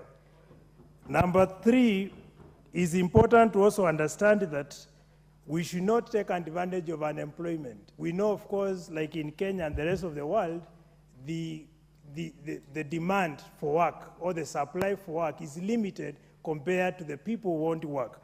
So employers taking advantage of unemployment in countries like Kenya and other countries is unacceptable, and we must protect the dignity, the respect, and ensure employees work in an environment which is not toxic and which understands that they are there to work within a specified period of time.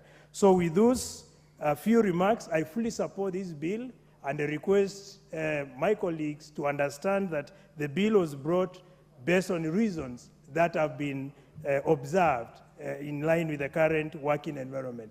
Thank you, and I support the bill. Madam Lilian Sioi. Thank you, Mr. Speaker, for giving me this chance to stand up and oppose the bill. I happen to be a member of a Labour Committee. I sit in that committee. And as we were going through it, Mr. Speaker, I felt like we have a number of loopholes. I stand to oppose this bill. One, I feel it is going to promote laziness amongst the employees, Mr. Speaker. The reason as to why I'm saying this is because when I'm working and I know by 5 I'm supposed to leave, whether I have completed what I was supposed to do or have not completed, my employer will not call me to ask about any other business, apart from the following day in the morning at 8 when I resume duty. So, Mr. Speaker, I feel like this bill is going to make our employees lazy.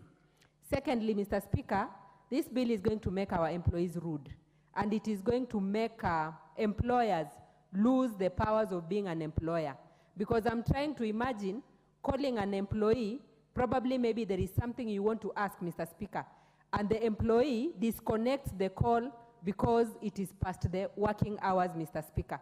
I feel that will be very rude of the employee to the employer, and it might even cause more losing of jobs, because I don't think employers will stand that, Mr. Speaker.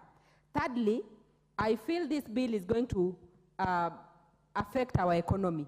I say that because when I'm supposed to work and finish my duties by 7 and I don't, or maybe by 5 and I don't, then I go home without completing, then the following day is when I'm coming to continue with what I was supposed to do. That is laxity of work. I want to give a good example of a driver. Probably maybe the driver was supposed to take some goods to a certain place. Then in between, probably maybe there's some accident or something happens in between, and you are not able to reach to your destiny, and time has elapsed. Then that driver stops at there and say that my time is up, and therefore I have to be paid because I have not reached to my destination, and I need to get a place to put up and probably maybe even feed. So, Mr. Speaker, I don't agree with this bill. I feel like there are some amendments that we need to amend on this bill before we pass it.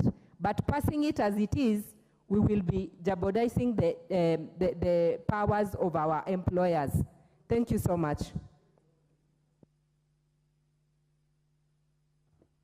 The Honorable Gitonga Murugara. Mr. Speaker, I contributed on this one, so I can't speak a second time. I'm anxiously waiting for the next one, which is equally bad. Oh, you already booked again? Yes. You wait until the next business comes. From the look of things, I don't think there's anybody who okay, move it. What's the honorable members? Well, and who are you? Oh yeah, okay, Kiguma MP. Proceed, please. Thank you, Honorable Speaker. I think I start first to oppose the bill as it has been brought, and I support the Labour Committee for rejecting the bill in totality. However, I also want to point out that, like some of my colleagues have observed, there are some very pertinent issues that need to be looked at seriously regarding the work-life balance that we keep talking about to our employees. There are employers who abuse that trust, and some people are working 24 hours a day, because once you go home, They start sending you messages through WhatsApp, they send you emails, you have a laptop that you take home, and I think it's totally and entirely unfair that we put some of our employees through some very unfair labor practices. So as much as I oppose this, I think from where it came from a good intention. I would not put any ill will on the person who moved the bill. However, based on our circumstances and where we are, I would think of an area I come from. I come from Kigumo, and we are tea growers and coffee growers. And like someone has asked, if you have a driver who is taking tea leaves to the factory and his shift is over, does he stop the vehicle, stop speaking calls, disconnects? What do we do under those circumstances? Some issues are not critical. You cannot say that he's a doctor, so he's supposed to be working 24 hours. What do we do about our young people who are working in business process outsourcing? Those are areas who are covering the whole world, and they work for companies that work odd hours, depending on where they come from. When I see that the Honorable Senator is proposing that we form a committee for any company that has more than 10 employees, so that they discuss when you can pick calls and when you can disconnect calls, I think it's a nuisance element there, in the sense that you cannot have companies who employ thousands of employees, and I'm giving an example like Safaricom, having them to come and decide and agree on how we will be communicating via SMS, via calls, what time to pick, when to disconnect, and when you are allowed maybe to even abuse your employer. I think we should reject. What we should encourage, as much as we are a lawmaking house, both Senate and the National Assembly, some bills ought to go through some critical analysis by the House business committees, so that if a bill is found to be wanting or lacking in some element, we are able to advise the person moving the bill that maybe it can be improved in this nature, maybe it can be helped in certain ways, so that also we don't do work that we give a lot of work to our committees to look at some bills, and maybe they would otherwise be looking at other important bills and issues that would affect employees. So I stand to reject in totality and entirety of the bill and support the Labour Committee for doing the same. I thank you, Honorable Speaker. Ms. Kemei, did you contribute on this bill? Okay. Under the circumstances, it looks like there's no more member of parliament member who wants to contribute on this bill. Well, can the mover be called upon to reply?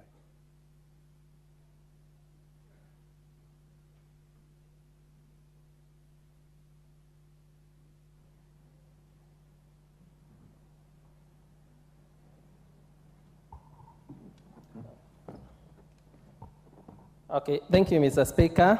Mine first of all is to thank all the members of this House who has contributed on the report. And I think they have enriched the bill in a wider way. And Mr. Speaker, we have gotten a lot of information that were overlooked, whereby you can't move the issue of employment from a civil case to a criminal case, because that's one of the areas that they have done a lot of effects, whereby the issue of employment, if there is issue between the employer and the employee, is about a civil case, whereby members have clarified and said they go by damages, but you cannot take them to criminal case, Mr. Speaker. I want to say, Mr. Speaker, that the issue of the person who registered the bill could be right, but, Mr. Speaker, most of the issues that he has raised, Mr. Speaker, are covered in the employment law, the issue of compensation, the issue of overtime, and therefore, Mr. Speaker, we don't have to legislate on switching on and switching off the phone. I think he should develop a policy that can be able to guide on those issues without necessarily going back to registration. Mr. Speaker, the members has put currently the government, mostly all the workers are not working on hours. They are working on output, whereby we don't consider too much on the hours the person is working, but mostly on the output. And also, Mr. Speaker, it has been confirmed is that most of the institutions that deal with workers have rejected the bill. The Public Service Commission has rejected it. COTU, which start and works for the workers, has rejected it. The employers' organization has rejected it. Therefore, Mr. Speaker, as I say, this bill, Mr. Speaker, as the committee have said, and most members has confirmed, it needs to be rejected. And those members who feel that the bill is necessary should look for a way that it can be legislated on a policy way, but we can't legislate a law in this nature. Mr. Speaker, I respond. Thank you, Mr. Speaker. I beg to reply, Mr. Speaker.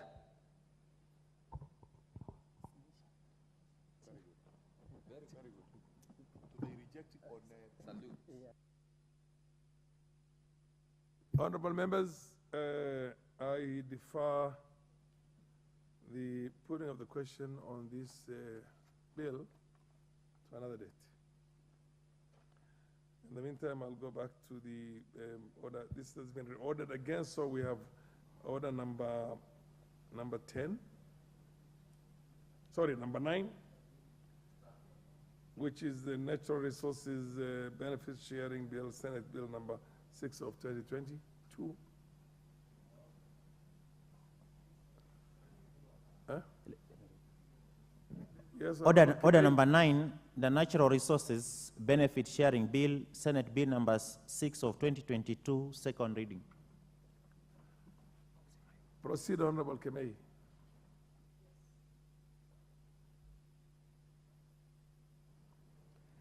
Honorable Chair, Honorable Speaker, I stand on behalf of the Chair and members who wish that this bill be deferred to a later date.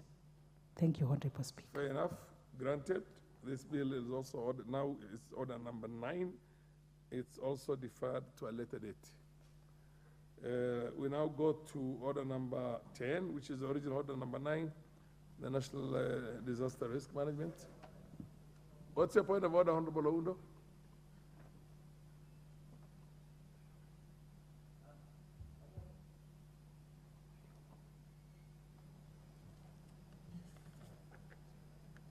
Honorable Speaker, I think for neatness and for record purposes, Parliament is a house of records. The author or the mover of the bill is Kimani Chungwa, leader of the majority party. So unless my honorable colleague is seeking deferment on behalf. She did not move the Or motion. if she's seeking deferment on behalf of the mover. That's a communication. Yeah, so we need for neatness purposes.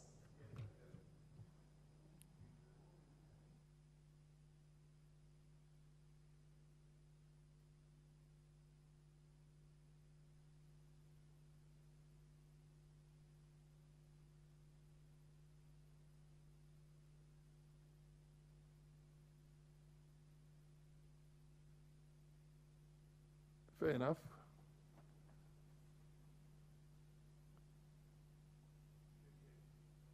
Next order. Order number 10, the National Disaster Risk Management Bill, National Assembly Bill number 24 of 2023, second reading. Where is the leader of the majority to move this one? Do we have any communication from the, yes, Honorable Murugara, the chair of the JLAC? May we kindly also step that one down? Yeah. Because the leader of majority is not here to move it. Okay. We have other business ahead, which I think So we are ready to transact. your request is we defer to another Request date. that we defer to a later Okay, date. granted. I've deferred this one again. Next order. Order number 11, the Petitions to Parliament Procedure Amendment Bill, National Assembly Bill number 51 of 2022, second reading. Yes, the Honorable Ochieng.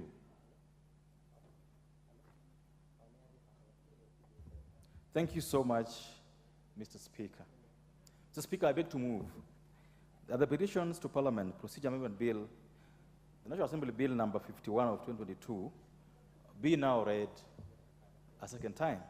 Mr. Speaker, the public petitions is one of the very new National Assembly Bill number 51 of 2022, second reading. Yes, the Honorable Ochieng.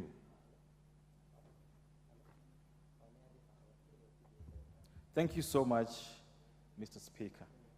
Mr. Speaker, I beg to move that the petitions to Parliament, Procedure Amendment Bill, what around processing those petitions makes it difficult for Kenyans to engage with the Parliament. And so this amendment, Mr. Speaker, is meant to ensure that the petitioners can approach this Parliament without undue regard to form and formalities, without due regard to so many things that they must provide to us. And that's why, Mr. Speaker, these amendments talk about having a standard form that a petitioner just goes to the website, fills it in, and brings back. Mr. Speaker, we are removing, Mr. Speaker, the requirement that the petitioner must provide so much evidence about what is petition in Parliament about. The only thing we are saying now that this new bill is that a petitioner just needs to tell us, is this matter pending in any court of law? If it's pending in court of law, don't bring to us the proceedings in that court. Just tell us the case number, and that will be sufficient. For now, we ask you to bring, the pleadings therein, the judgment therein. Now, what Parliament will require under this new amendment is just tell us what case number, in what court. Is it commercial division? Is it a criminal division? In which part of the country? And that will suffice, Mr. Speaker. Number three, Mr. Speaker, there are people who have been saying that, we should not, the clerk should not be the one communicating the petitioners. That the petitioners should be communicated to by the petitions committee, Mr. Speaker. Mr. Speaker, you can imagine if someone petitions Parliament today about flies, and maybe the petition is not done in the form required, or is not done in the manner that Parliament should look at it, why would a petition go to the committee for the committee to look at whether the petition is eligible or not? We as a committee of procedure and those rules of this House think that the clerk of the assembly should have some residual powers to summarily deal or communicate with the petitioners on matters where the petition does not meet form, where the petition does not, for example, disclose who is the petitioner. Why would the clerk take that kind of petition to the committee? If it's very clear to the clerk that this is a matter that is ongoing in court and what is being given to Parliament is not sufficient, why do you go to the committee? So we're still retaining the role of the clerk, because initially someone is proposing that the committee is the one that should communicate to the petitioner. Mr. Speaker, all the communication that comes from Parliament, even the committee ones, to the judiciary, to the presidency, because if they pass through and they are done under the hand of the clerk, not under the hand of the committee. And so we are retaining the residual powers of the clerk to communicate whatever decision that we make as a House or as a committee to the petitioner, Mr. Speaker.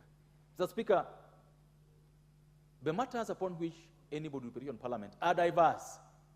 They are not one or two. They are as wide as the world is. And so what we are saying is that once a petition is processed and allowed to go through, then it now goes to the committee, and the committee alone cannot make the final decision on a matter under petition. So we are saying that once the committee sits and deliberates on a petition, the report of that committee will be brought back to this House, so that the matter of a petition cannot end at the committee. The committee says that, we looked at this matter, and therefore we think this is the position that we take, and the matter ends there. Whether the committee of petitions approves or investigates, it must be brought back to this House, whether the House decides on the petition one way or the other. Speaker, the hallmark of this amendment, Mr. Speaker, is just to make it easier. And I want to tell Kenyans today that when this amendment passes, don't struggle with so many letters. Just go to the parliamentary website or come to Parliament. You'll get a standard form that has what you need to provide, that has a checklist, what you need to provide, and has down there a place where you sign and indicate to us your contacts. Then you submit it. You can submit it online. You don't have to travel to Nairobi if you are in Lodwar or in Ugenya. You submit it online. We'll receive it, process it normally, and get back to you on the address or the telephone number or the email you provided in that form. As simple as that. Number two, Mr. Speaker, we also want to make it easier for the Speaker of the Assembly to process these particular petitions. And that's why we are saying the Speaker should have a secretariat, an office here, where he will look at these petitions and is able to also communicate and tell the petitioner that, look, your petition was received and it complies with the rules and it has been, committed to the relevant committee, without having to go to the committee to come back and then say, oh, we've now received. There should be at least a proper back and forth feedback mechanism that help us do this, Mr. Speaker. Mr. Speaker, the Committee on House Rules made a couple of amendments to the bill to make it easier, and therefore we are going to modify one of the amendments that require that petition should only include the case number and the name of the court, like I've said. We will maintain the clerk's role in looking at the admissibility and compliance with the rules as required. Mr. Speaker, we'll also retain the existing timelines. Because again, we cannot have petitioners coming in and the petition staying here for so long without being looked at. But also, we can also not limit so much the time that Parliament has to deal with petitions, and that is dealt with, Mr. Speaker, in this. And the clerk is then duty-bound to communicate the petitioner at the time when the petition is accepted, at the time the petition is processed, and the decision of the House on the petition.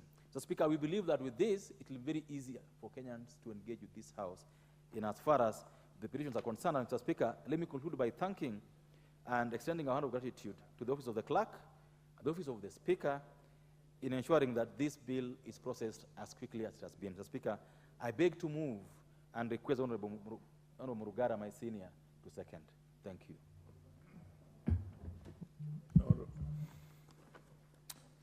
Thank you very much, Mr. Speaker. Mr. Speaker, I beg to second the second reading of the Petitions to Parliament Procedure Amendment Bill 2022, and I fully associate myself with the debate and expressions of the mover, the Honorable Ocheng, and rise to state that it's vitally important that we look at this act in view of the constant amendments we have made to our standing orders as regards public petitions. We now have a public petitions committee that deals with all petitions that come from the public, save for the designated ones, which have to go to the relevant technical committees of the House, which have to deal with those ones. It is also important to state the proposed amendments, beginning with the requirement that when you present a petition to Parliament, you have to provide the evidence. First, you have to provide your own names and addresses, contact numbers, physical, email, telephone. This is vitally important so that later you are contacted when it becomes necessary, either to appear before the committee or to receive the verdict of the committee. We have also a proposed amendment that even where matters are pending before the court, it is important to provide evidence or judgment so that the committee, whether it is sub judice or not sub judice. Proceedings before the court may be limited in that pleadings may service, but also a judgment or decree of the court may serve the purpose. We have the proposed amendment on the clerk of the relevant House conveying the petition to the committee to ascertain whether that petition meets the requirements. Extremely important in that instead of summarily dismissing the petition, where it has an out of merit, let the committee make that decision. Then we have also other provisions that are being introduced so that our petitions can actually move with the speed, and that when the public brings the petition here, the public will expect outcome as stated in the proposed amendment. We have a summary rejection of the petition by the committee where the petition has not met the requirements of the Constitution, or there is a pending case in court, and therefore the petition is sub judice. If the petitioner fails to comply with the directions of the committee given under this act, again, that particular petition can actually be rejected.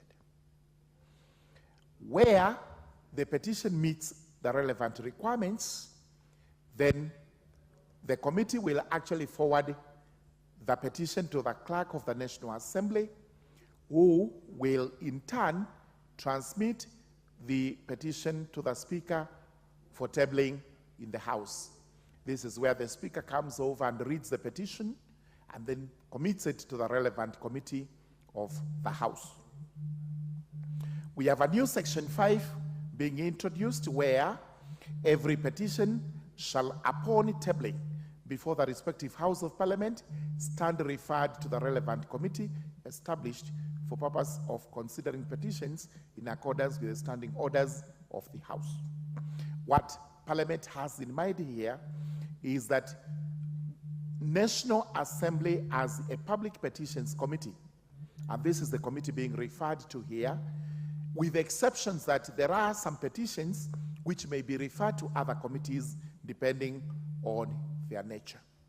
Then finally, the committee will communicate its decision in writing to the petitioner.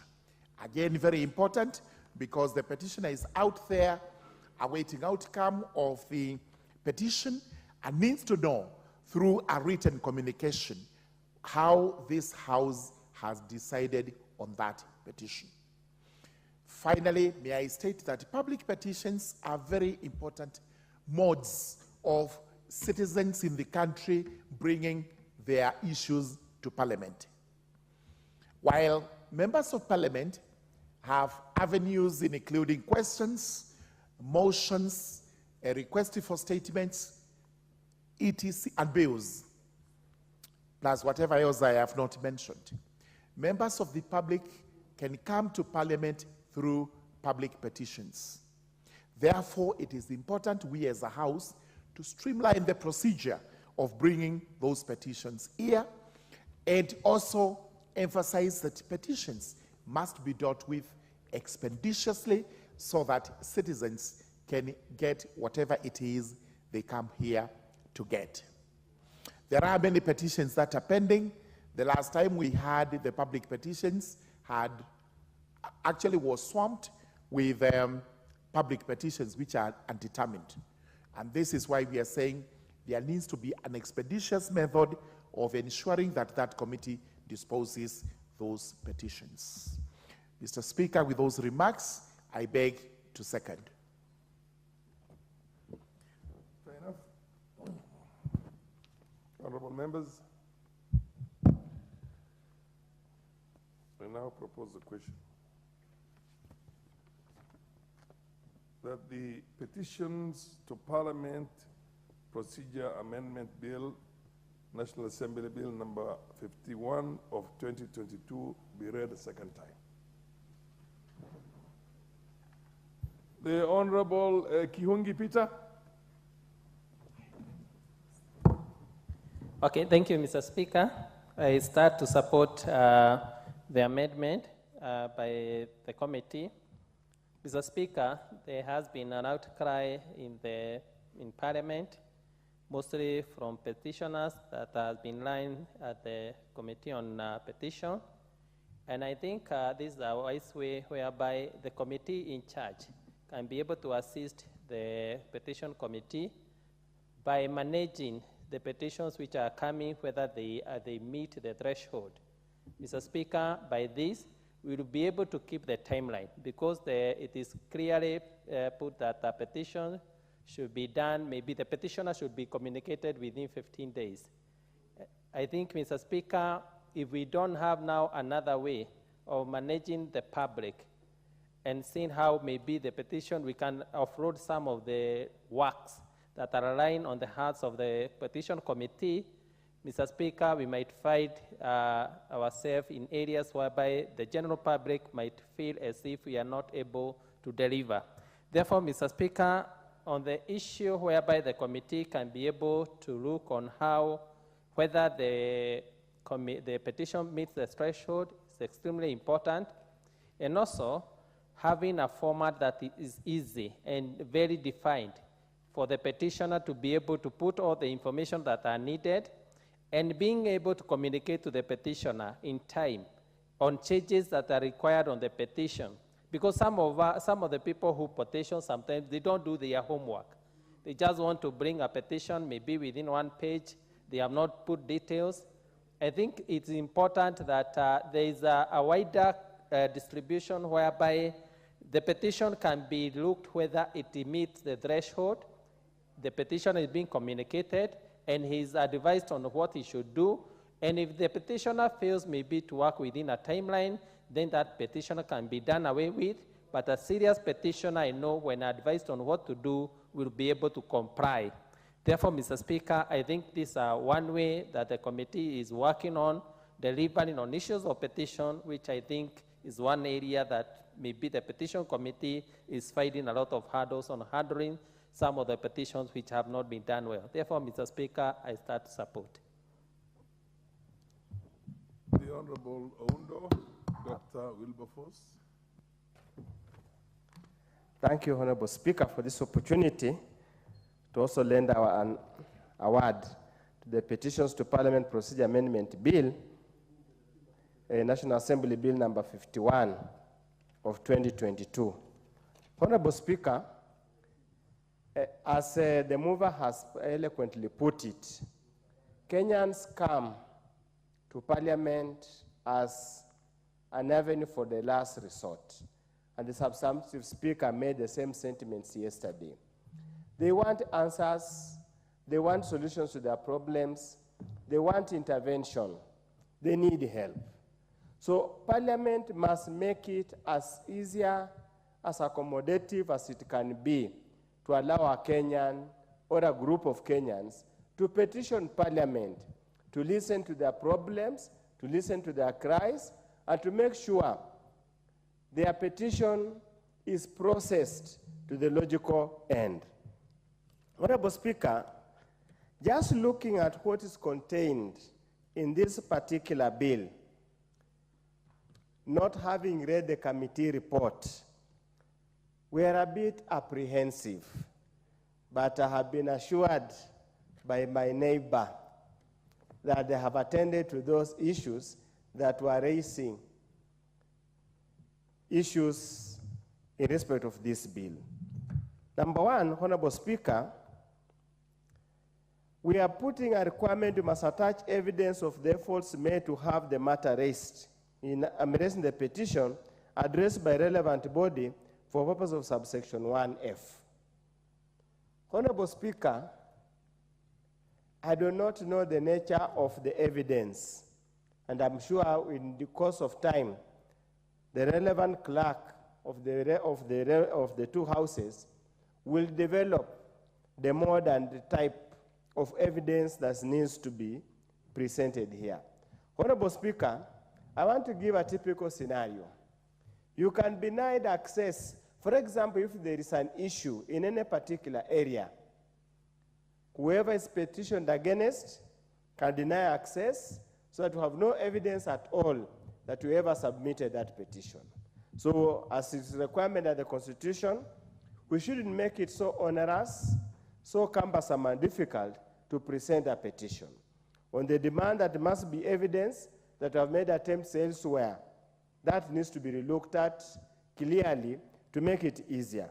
Honorable Speaker, there is a requirement here that the clerk of the relevant house shall convey each petition to the relevant committee of the house responsible for ascertaining whether the petition meets the requirements of this act. I want to request the committee to delete that provision, because the committee, as much as might have a clerk, might not have the technical competence to determine the admissibility of a petition.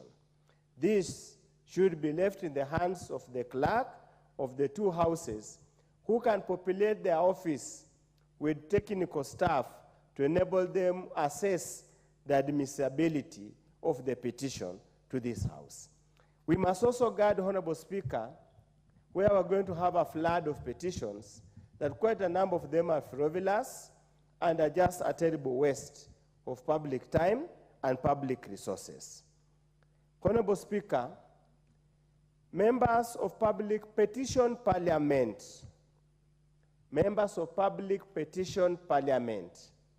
they do not petition committees.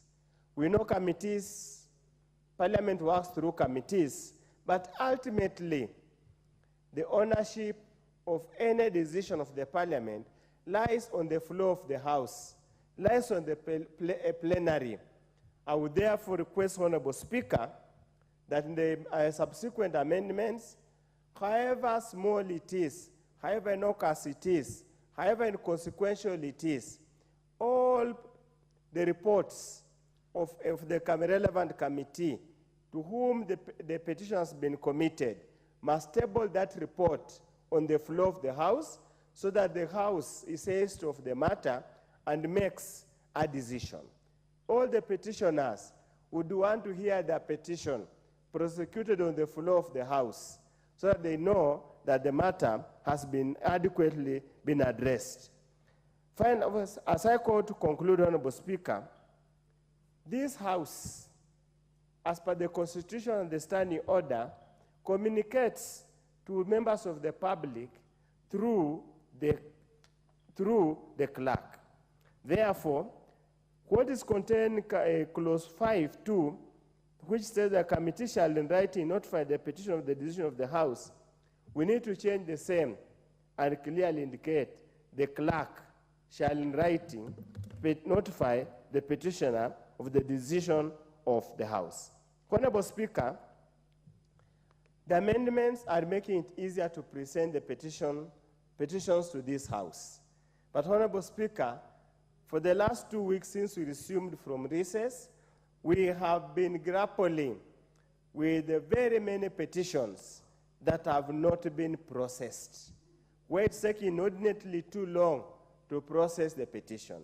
I want to urge the House leadership, I want to urge the committee in charge of petitions, that Kenyans are looking upon Parliament not to be a bottleneck to addressing their grievances, their problems, but to be a facilitator. And for us to be a facilitator, the committee in response to Public Petitions Committee must be brought to order and told they must process all the petitions as required under the standing order, which is within 60 days. Any delay beyond that, this Parliament should sanction the committee to ensure that the Kenyans do not petition in this House in vain. Kenyans do not also group Parliament as part of the judiciary, where even a mere matter, a simple matter, can take 10, 15 years in the corridors of law, in the courts, without being concluded. We want speedy conclusion of matters. We are enough numbers in this Parliament. 349 is enough numbers. We could even have several committees, public petition committees, so that we expeditiously deal with petitions before us.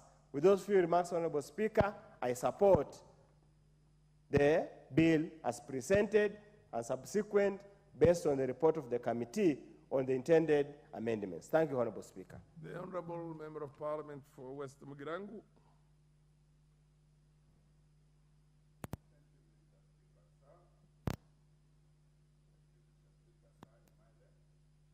Yes, yes, everybody's hearing you. Proceed.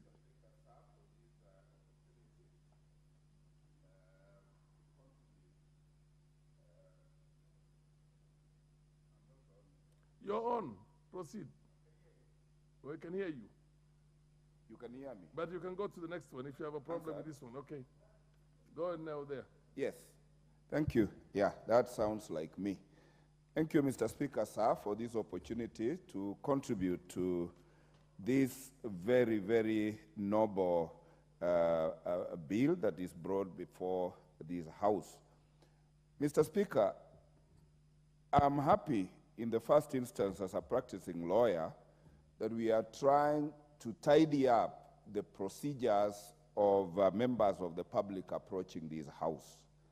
Like courts of law, the Civil Procedure Act requires that before you approach any court, you must confirm that there is no pending matter relating to the same subject before any court of law. I am happy that in these proposed amendments, we are also making a requirement that whoever approaches this house must certify that there is no pendency of such matter before any court of law, or if a court has pronounced itself on the same, then a judgment regarding the same subject is brought before this house so that the house is guided as it navigates on how to resolve that petition.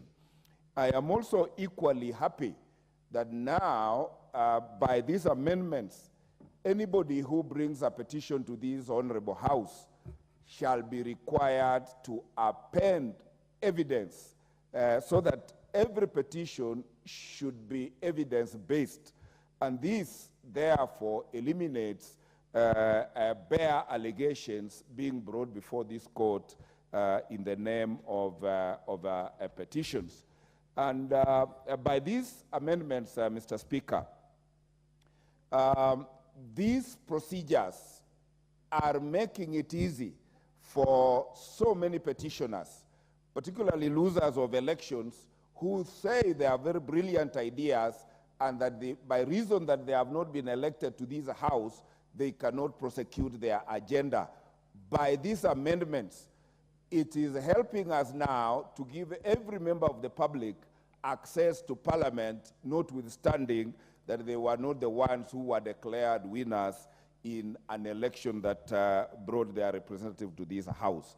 And Mr. Speaker, from the region where I come from, I find so many politicians prosecuting their grievances in funerals or in charges. With these amendments, Mr. Speaker, I will be moving in future to also propose legislation that since we have opened the floor of the House, I'm sure the county assemblies are going to also pick up the queue and also adopt these amendments when we bring them. It will therefore negate or obviate the need of people going to church functions, going to mosques, going to funerals, and prosecuting things which otherwise would be prosecuted in the various houses or chambers of elected members of Parliament. And with these amendments, Mr. Speaker, this House will now not navigate into matters that are sub judice, because we will be fully informed once ceased of any petition that this matter is either before a competent court of law tribunal, and we will therefore not run into the risk of sub judice. And finally, Mr. Speaker, sir, with these amendments and tidying up of the procedure of petitions in this House, we will help expedite the processing of every public petition so that there will be no delay and there will be no challenge to any petitioner that the procedures are unclear. And I want to thank the mover of this motion, my senior Honorable David Ochieng. He has been very articulate, he has been spot on in making the points that deserve to be mentioned whenever a mover does. So I really support this and look forward to the day it is brought for voting. I thank you, Mr. Speaker. Honorable members, there being no more member of Parliament or National Assembly here who wishes to contribute on this, I think it's only fair we call the mover to reply. Call on the mover to reply. Honorable Ochieng David, proceed and reply. Thank you so much, Mr. Speaker. Mr. Speaker, I want to thank the members who have spoken on this, Mr. Speaker, and request this House to hasten the process of moving this bill to the next stage so that Kenyans are able to access the Parliament and petition Parliament in a manner that makes it easier, not just for the petitioners, but also for us as Parliament to deal with their petitions, Mr. Speaker. I believe that these amendments are meant to make the work of Parliament easier and resolve Kenyans' issues in a timely manner, Mr. Speaker. I beg to reply. Fair enough. The chair directs that the question be put at a later date. Next order. Order number 12, the Regional Development Authorities Bill, National Assembly Bill number 7 of 2023, second reading. Where is the chair of that committee?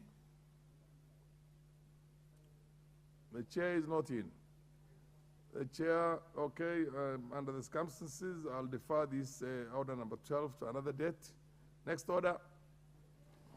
Order number 13, motion, compliance to Article 54(2) of the Constitution regarding employment of persons with disabilities in public institutions. Where is the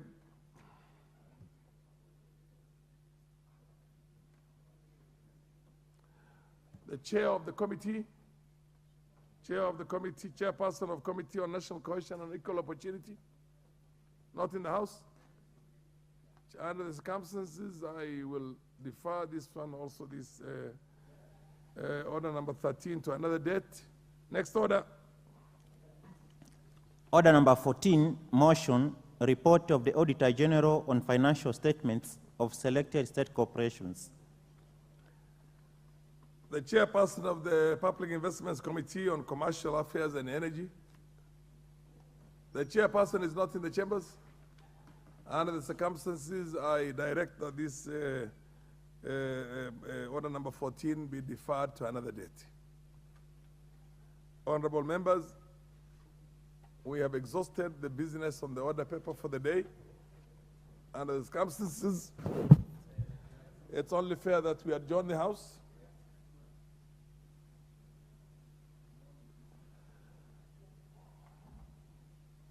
Honorable members, the time is 5:57 p.m. This House stands adjourned until Tuesday, the 5th of March, 2024 at 2:30 p.m.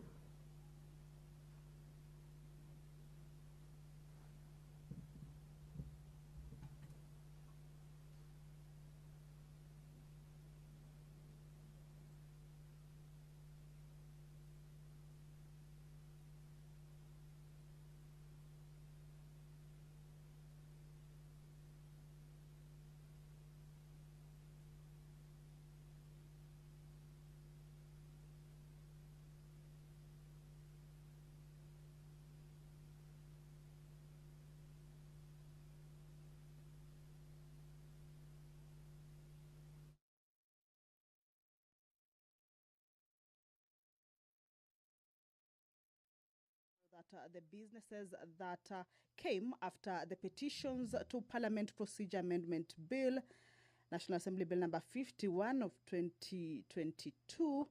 After that, then the other bills, especially the chairpersons for those departmental committees, were not present in the House, and thereby those businesses were deferred to a later date. Order number 14 was the last in the business for this afternoon sitting. And of course, the mover was not present as well, so that necessitated the adjournment of the House business, of course, until the next sitting, that is next week, Tuesday in the afternoon sitting. So that has been it. We are glad that you have been with us throughout this particular proceeding. Allow me to return this live broadcast back to our KBC studios. See you next time. That is next week, Tuesday. Have a lovely evening. Goodbye.